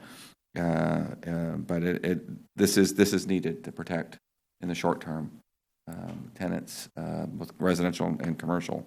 In my view, I don't take it lightly, but it is necessary right now, so that there's no additional collateral damage that we can prevent for a short time. Councilmember Roscoe. I wanted to add that. I mean, the point raised by Mayor Pro Tem Sandine is only one of so many different complicated matters that we now have to deal with as a fallout of this pandemic. And ultimately, it's going to have to boil down to a reminder to people in our city. We're doing a great job, but I mean, it's really, our health depends on the integrity of the people to follow the rules and to follow the order.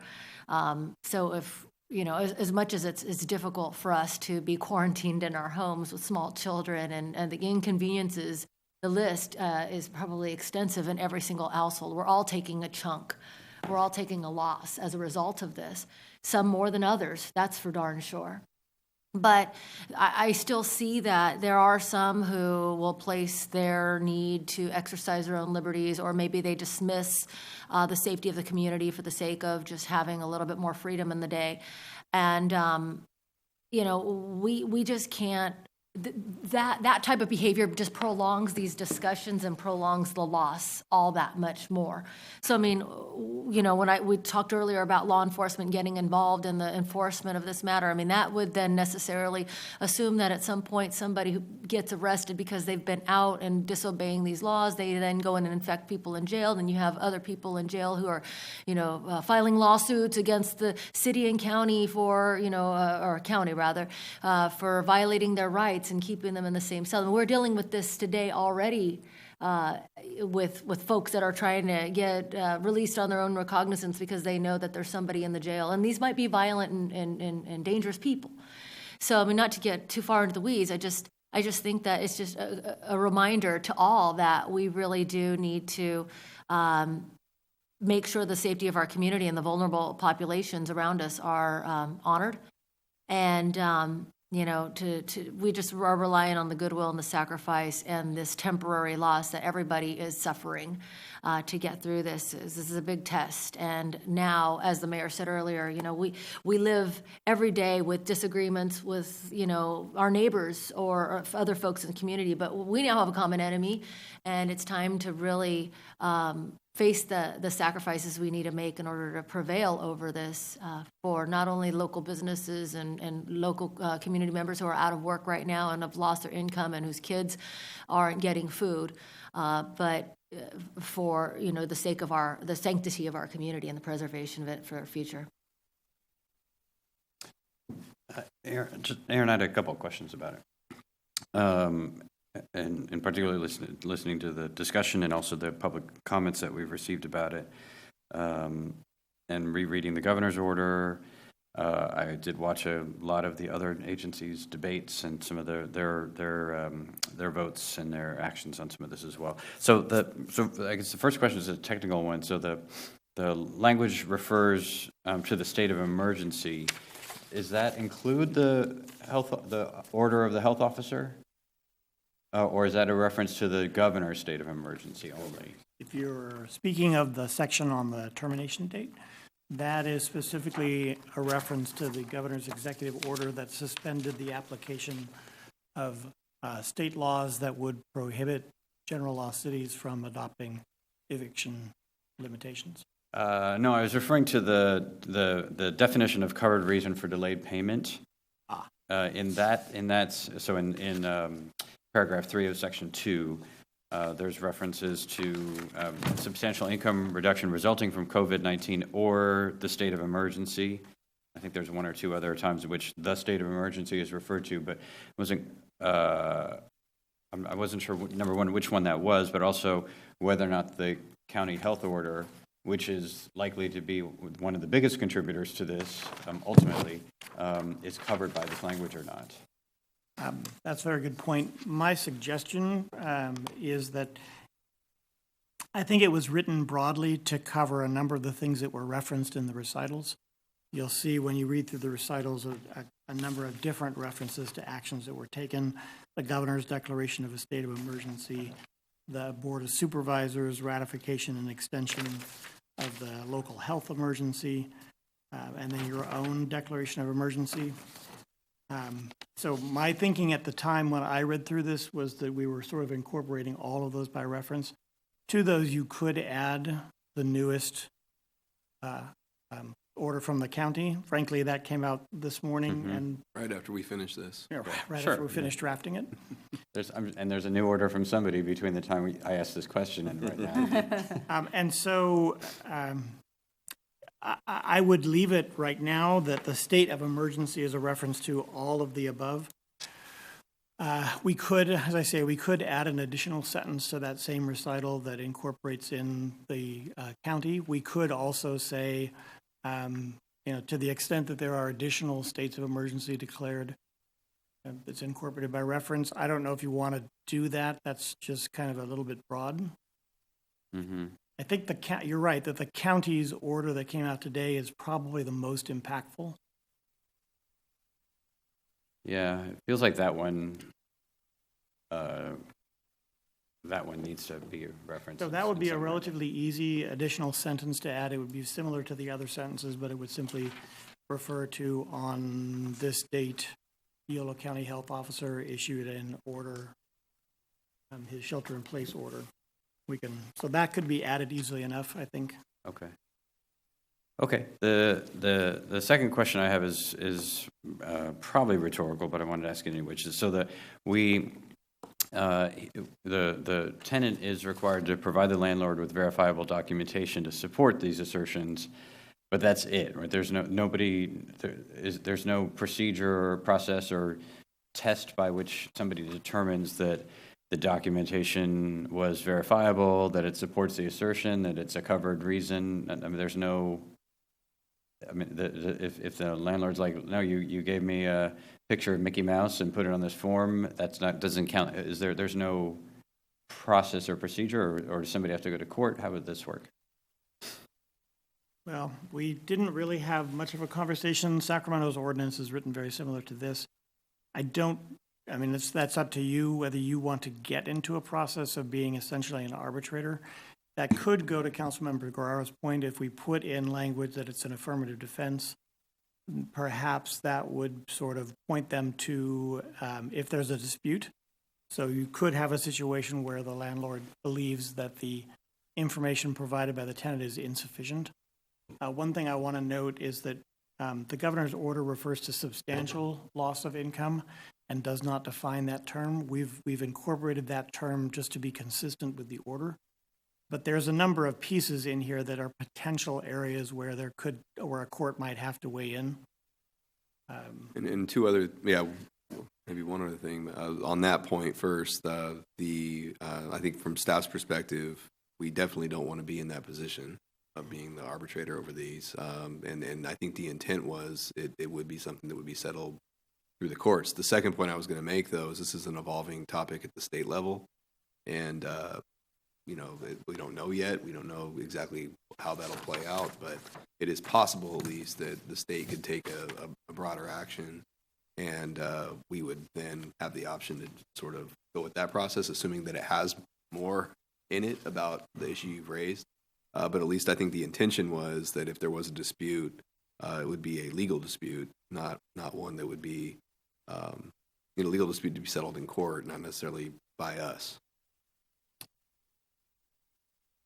Yeah, I guess I struggle. There's at least two kinds of things that could happen in this situation. So one is a dispute over whether or not something rises to the level of qualifying for one of these categories. The other is just a straight factual, like, I'm going to write this thing down, and I'm telling you it's verifiable, but it's either abjectly not true, or it's nowhere near. Not anywhere in the ballpark of falling in this category.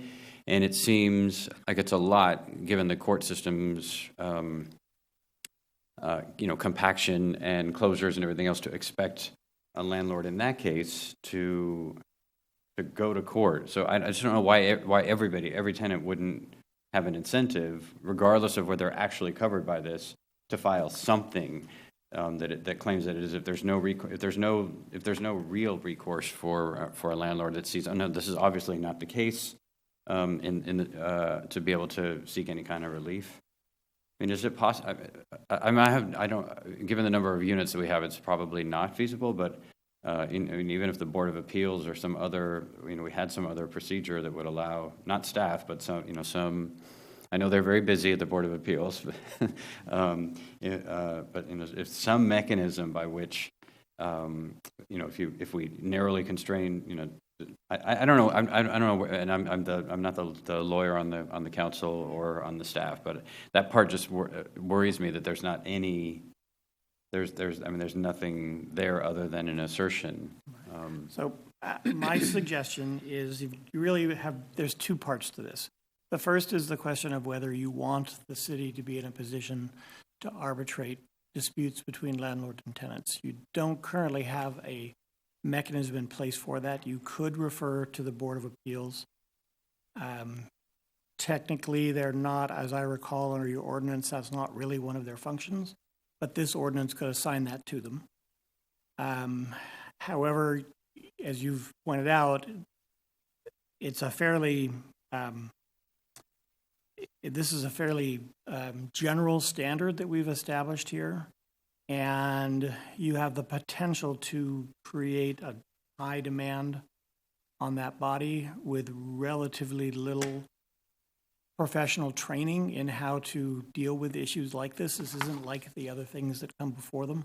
They're not really an evidentiary weighing body in that same sense. I don't want to get hyper-technical lawyer, but you are asking a group of people who are not really put in place to do this sort of thing to be now evaluating, how substantial a loss of income is it. Courts, on the other hand, have more training in that sort of thing. Even the typical magistrates that handle landlord-tenant disputes have at least some experience in how to navigate through issues of income verification and disputes between landlords and tenants over whether or not, what does the rental agreement say. So while they don't have any experience with this particular one, they're a little better equipped to mediate those kinds, or not mediate, but to decide those sorts of issues. But ultimately, the threshold question is whether you think that is appropriate role for the city to be playing. Yeah, it's not a role I want to be playing. If it were to go to the Board of Appeals or somewhere like that, I don't know. I'm not interested in the, okay, I operate a small business and we lost $6,000 this month, and there's some entity that has to determine whether 6,000 is substantial enough. That's not really what I'm not trying to get at that question. I'm trying to get at, no, you don't own a small business, or no, you just told the Sacramento Bee that your business is booming, right? That's sort of like these like sort of on the face, like this is I don't know. I'm way out of my league in raising this question, but it worries me because I don't know how, I really don't know why, other than individual integrity, why this would not be subject to a massive amount of abuse, given that there isn't a recourse on the landlord side. So I'll leave it there for a second. The other piece of this, and it's just like listening to what Mayor Pro Tem Sandine had to say, and to what several of the comment letters had to say. And I would note the Chamber of Commerce was supportive of the overall item, and I know that must have been a vigorous debate for them, but also appreciate their sort of community-facing ethic on this matter. But the payback period, which I didn't see in the governor's order in a direct way. I know it's in the Sacramento ordinance and it's in the Los Angeles City ordinance, except the Los Angeles City ordinance is the one that has it for 6 months instead of for 4. But that's also an area, like sort of the regulation of rent payment, which is not what the rest of the ordinance is about evictions. And then here we go into inserting ourselves into paybacks. We don't cover whether interest can accrue during the 120-day period or not. We don't make provisions for requiring that there be reasonable progress to be made during that period. And it seems highly unlikely to me that somebody who has not been able to pay rent for this whole period through May 31st, plus another 4 months, that on the final day is the one moment when they're able to suddenly make that payment. That's not unlikely outcome in this situation. I'm not clear why we need to have this in our ordinance, or maybe more specifically, why we need to have it in tonight's emergency ordinance, and why we couldn't instead take up the issue of what happens after May 31st, maybe sometime in early April, as opposed to tonight, and to give us more time to think about that issue, given that we're already having to make the tough trade-off call that every member of the council has already raised on the fundamental issue of the eviction issue. If we were to be able to come back, assuming the governor hasn't withdrawn the order altogether by that time, if we were able to come back in a couple meetings from now and take up the payback period as its own item. I think that's a good idea. I can offer a couple of thoughts, and tonight's probably not the time for me to give you my full legal analysis. There have been some concerns expressed, notwithstanding the governor's order. There are still constitutional limitations on takings, and I believe that at least part of the motivation for putting a payment period in is to provide some additional protection for the city. being able to say that this is not a taking because we are requiring that you be repaid. Honestly, in the time we've had, I have not analyzed that. I'm aware of the issue having been raised, and I think it seemed like a logical approach to try to limit that by providing some assurance to landlords that they will, at the end of the day, be paid. And the 120 days, again, it was more an issue of trying to conform to what we know is going to be happening across the river, just because that's where we relate most to on most things. And so we figured, okay, that's a standard. Let's at least lead with that. But to Jeff's point, that could certainly be dialed back and then looked at again as we get closer to the end of the executive order period. Right. So I think a couple of the things that have been raised tonight, some of them lend themselves more easily than others to later modifications. I think a decision about how to arbitrate, if we're going to arbitrate disputes, probably could come back to you in a week or two when we've had a little bit of time to think about it, see what other communities are doing. The question of foreclosure protection, no one has necessarily raised that we're going to add something in to do that. The governor's, as the city manager mentioned, the governor's order mentions foreclosure, but it also mentions it mostly in the context of a request to mortgage holders that they exercise some restraint, not so much an order and not so much specifically authorization. And that's probably appropriate because the state can only go so far in terms of the relationship between lenders and mortgage lenders, particularly when you get into areas like, what about mortgage that's federally insured? What about VA mortgages? What's the interaction between the local government, the state, and the federal government in those areas? Those would probably warrant being brought back at a future time. The whether or not to provide assurance to the landlord that they'd be repaid, my preference would be to have something in here, but that's obviously your call. Can I ask you about that? So because I don't quite understand the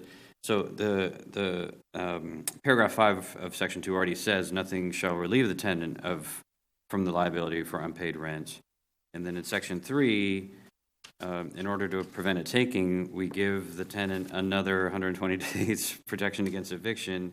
And we say that they shall pay their landlord unpaid rent, but is our ordinance saying that they shall pay the unpaid rent more determinative than their contract and every other form of law that requires them to pay their rent? I mean, are we actually adding something here that is not already? I think, well, that's a good point. I think section 2, part 5, and section 3 are read together. So section 5 is an obligation, is the obligation that would say you have to pay the rent. Section 3, and again, we're borrowing this from Sacramento, so I hesitate to know exactly what was going through the Sacramento's thinking on 120 days, but I think that was an attempt to balance both the requirement that they repay, but provide a little bit of protection or a little bit of assurance to the tenant that they might not have to pay it on day one. They could have up to 120 days to pay it back. You don't want to have a situation where, let's suppose you decide, or the governor decides not to extend his order, May 31st comes around, and landlords say to their tenants, okay, it's June 1st, pay up. I think the 120-day period, I assume, was intended to allow some sort of grace period to get back on your feet. But you're right, you have to read those two sections together. And section 2, part 5 is referenced from the executive order. Yeah. Be clear. It's the So time frame. my guess is that section 3 was intended to soften section 5 a little bit. The numbering is a little weird on this, but section 2, part 5. Yeah, and I mean, what I've been hearing from the council conversation, I 100% agree, is that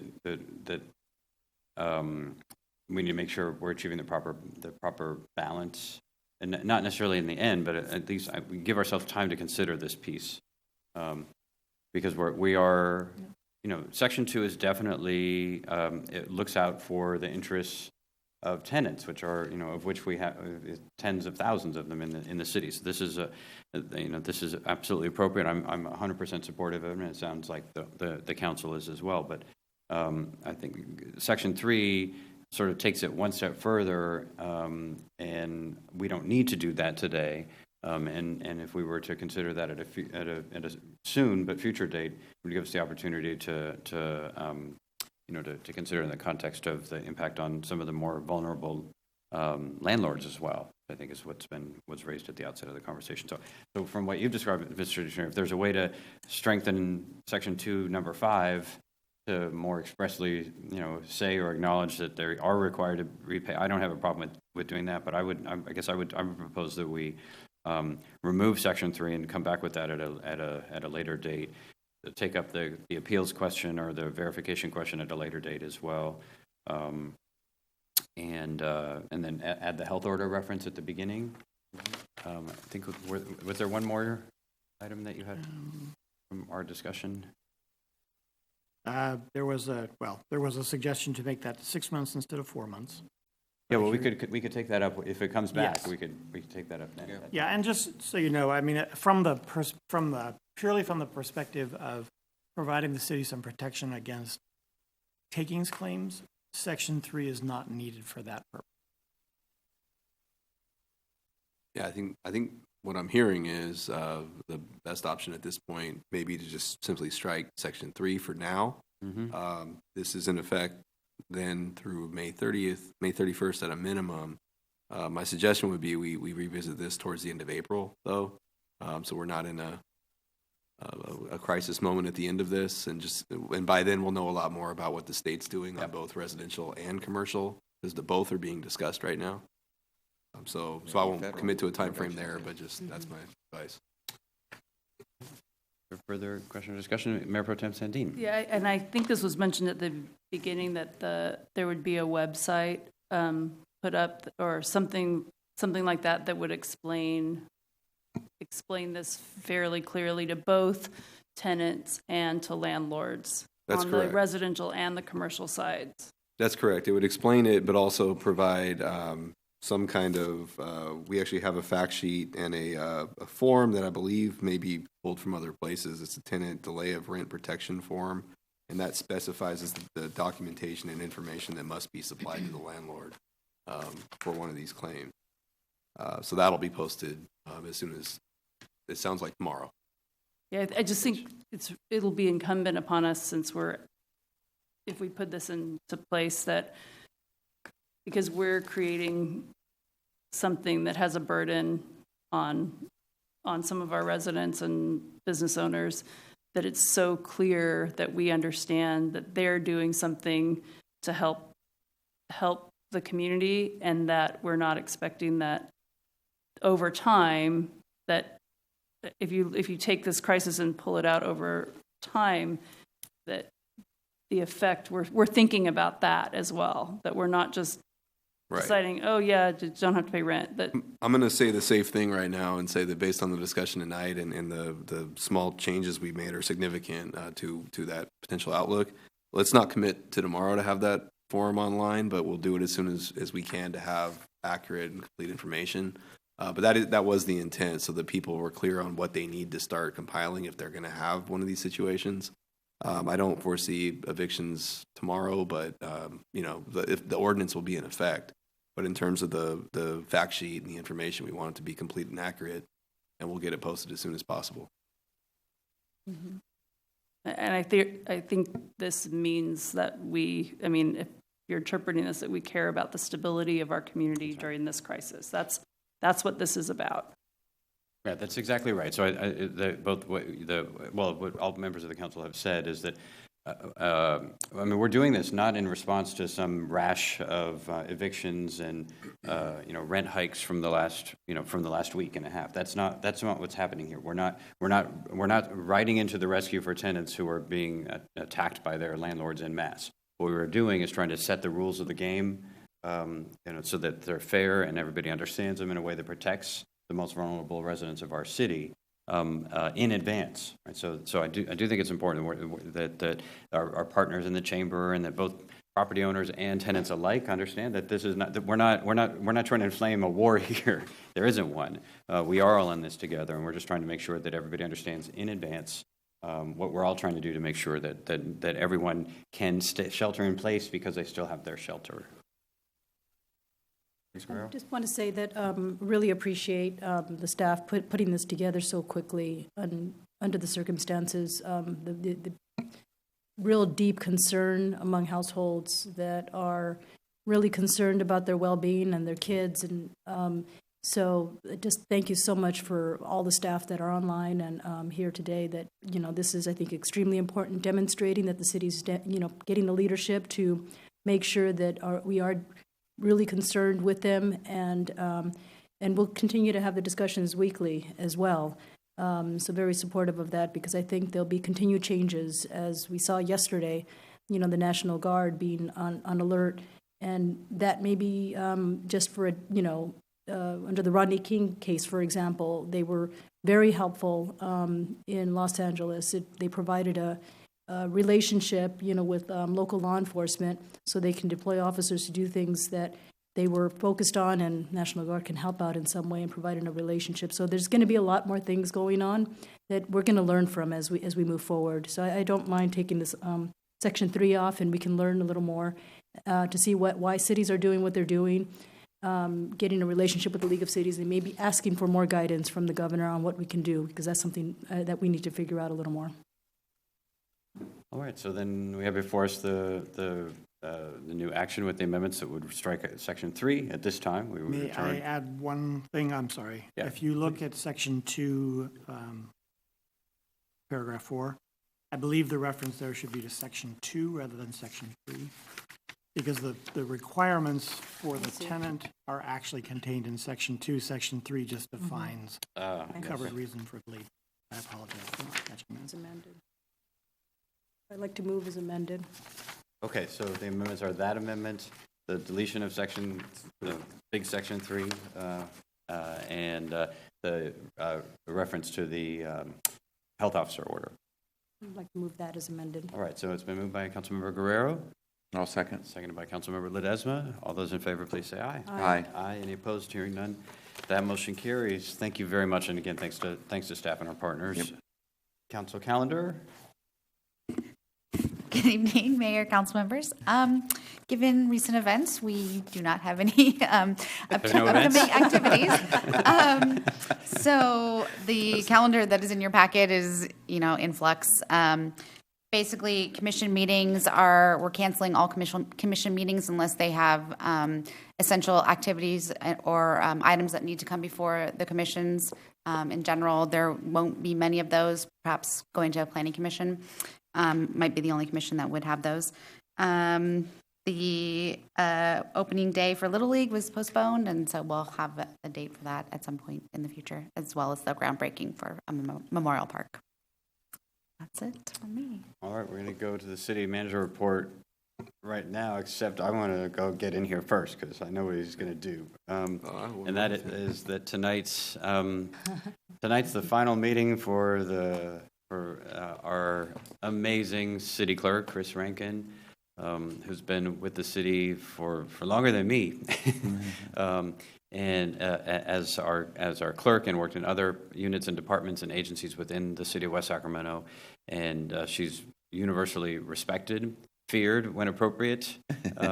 Her wisdom and her advice, her dedication to the council, to the city organization, to her colleagues, to her community, to her city, is extraordinary. And it's been a tremendous joy and honor, other than when it's the PRA requests. Those aren't so joyful, but it's been a tremendous honor for me personally to have the chance to work with someone as professional and as capable and as competent, as committed, as steely, or maybe as Chris Rankin.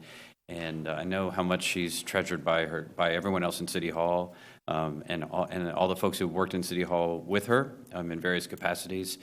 She reminds people why they sign up for public service and what it means to do a high quality, a professional quality job on behalf of people and an institution that you care about. And I'm really going to miss you personally, but certainly as city clerk, Chris, it's been a real pleasure and an honor. Thank you so much for everything that you brought to the city, and best of luck. You picked a maybe a great time to move on. But you've made such a difference in building and supporting and evolving the community that you love.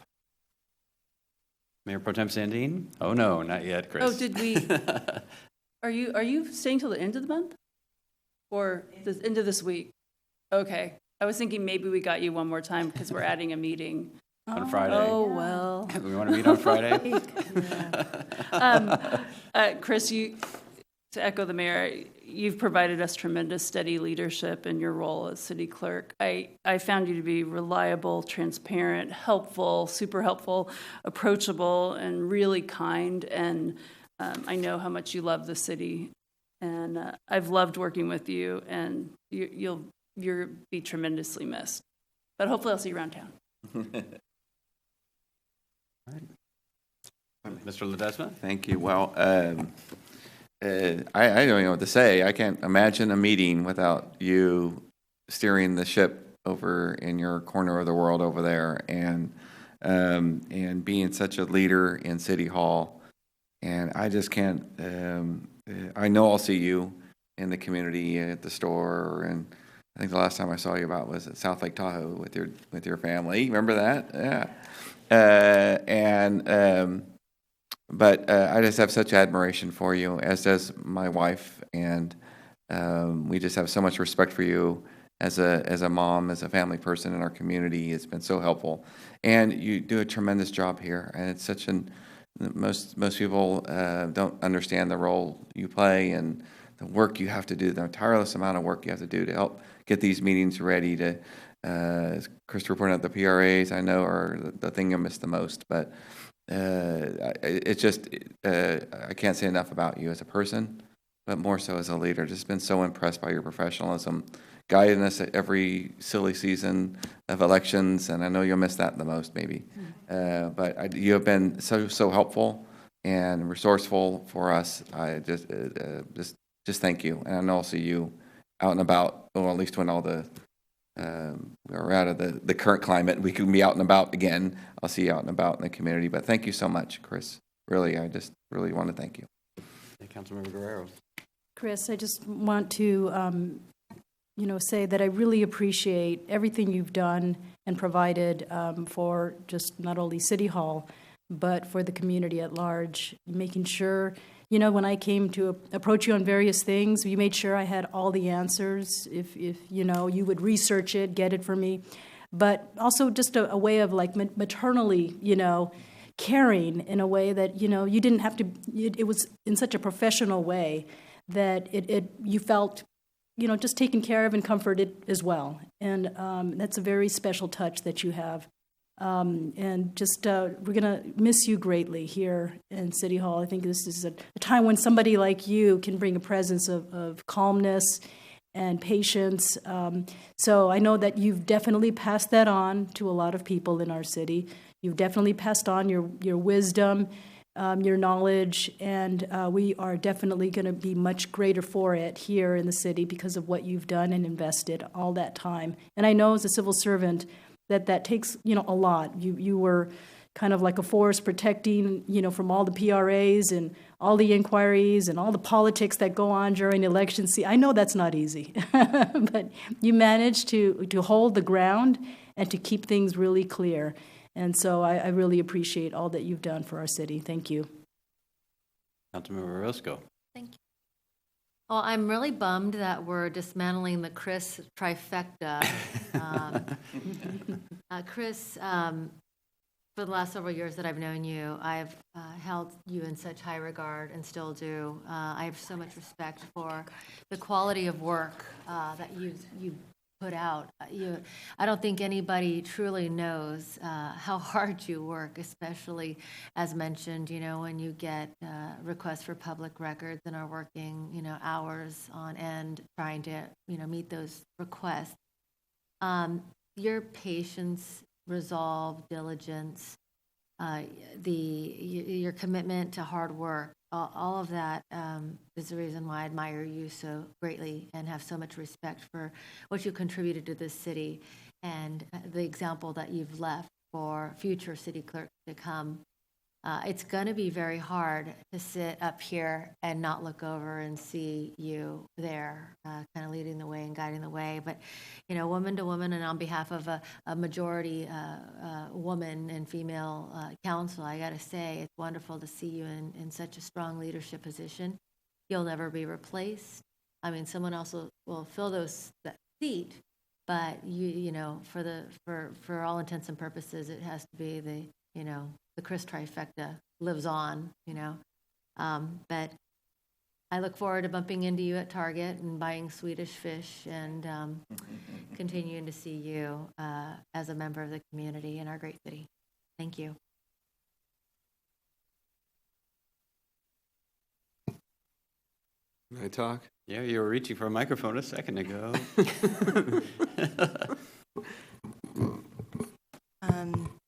I just want to say thank you.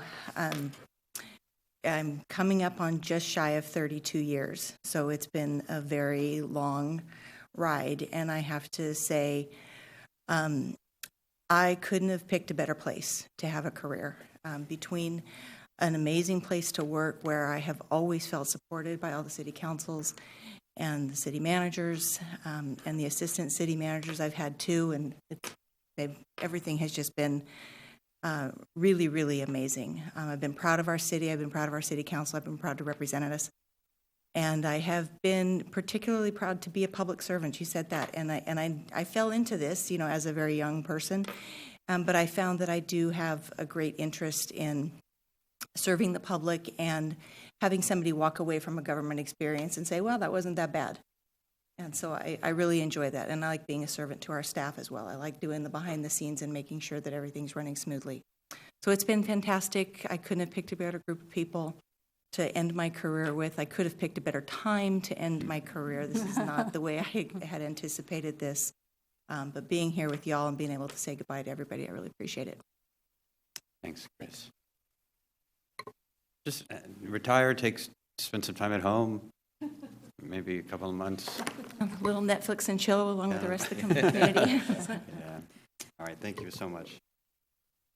So, Sorry, Amanda. I'll just say few things, so it hopefully won't break down. But, you know, Chris is more than just a clerk. I mean, she's an amazing clerk and just a great colleague to have in the office. So I'm definitely going to miss that. But more than that, she's been our encyclopedia, our historian, our advisor, our rock of support, and a friend to us all. So it's going to be really hard to see her go.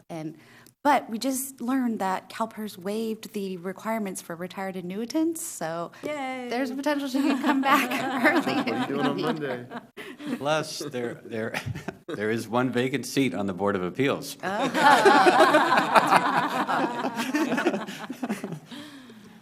All right, Mr. City, the city attorney speaks. I know, I don't ever speak. But, so, Chris, we worked together for quite a long time. I worked with you when you were with a deputy, and you worked with me when I was a deputy, and so we sort of graduated. It's been a tremendous honor to work with you. I really look forward to working with your successor, but she's going to have very big shoes to fill.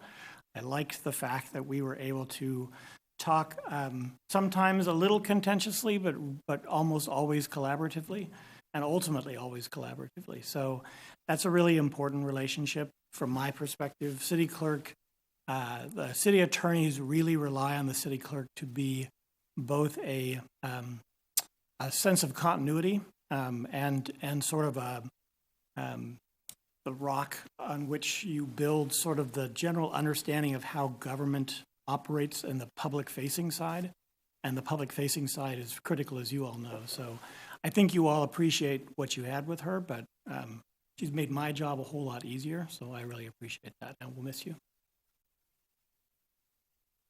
I think that's the first time the city clerk has ever said something at a council meeting that wasn't like wrenched out of his teeth against his will and didn't deal specifically with the statute or court opinion. So that's high praise and well deserved. Right now, Mr. City Manager. Yeah, Amanda brought up the PERS rule. She told me that today, and you can imagine the conversation we have. Have you talked to Chris?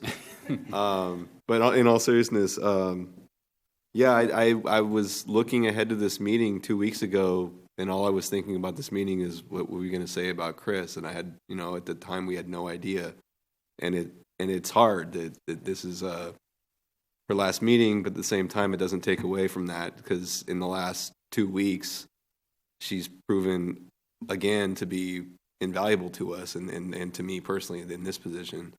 Yeah, we had a big gathering planned for Friday, but as of last week's guidance, the 250 person rule, I was worried about I was going to have to shut it down anyway. That decision got a lot easier. We are going to do something though. We don't have a date yet, but we are going to properly celebrate once we can all get back together and have 250 plus people again someday. Yeah, I mean, I've worked with Chris for 15 years, but the last 15 months in this role, it was obvious to me from day one that as the new manager here and is someone who had a lot that I needed to draw from the best people, Chris was immediately the best resource for me. Her and Amanda and John Robinson is kind of that's our group. That's our city management group, and I don't know what I'm going to do without her. What we're going to do without her. It's going to be really hard. I think back, Marty added her to the executive team, and I don't think it was because he woke up one day and thought, the city clerk really needs to be on the executive team. It was more about, it was the person, it wasn't the position, and that that was always clear with Chris, and everything everyone said. We're just going to miss her tremendously, and on a personal note, it's just been great knowing you, working with you all these years, and I'm just really comforted that you're going to stick around in town. You'll probably get bored, and where you can come back to work. So we'll talk. All right, thanks.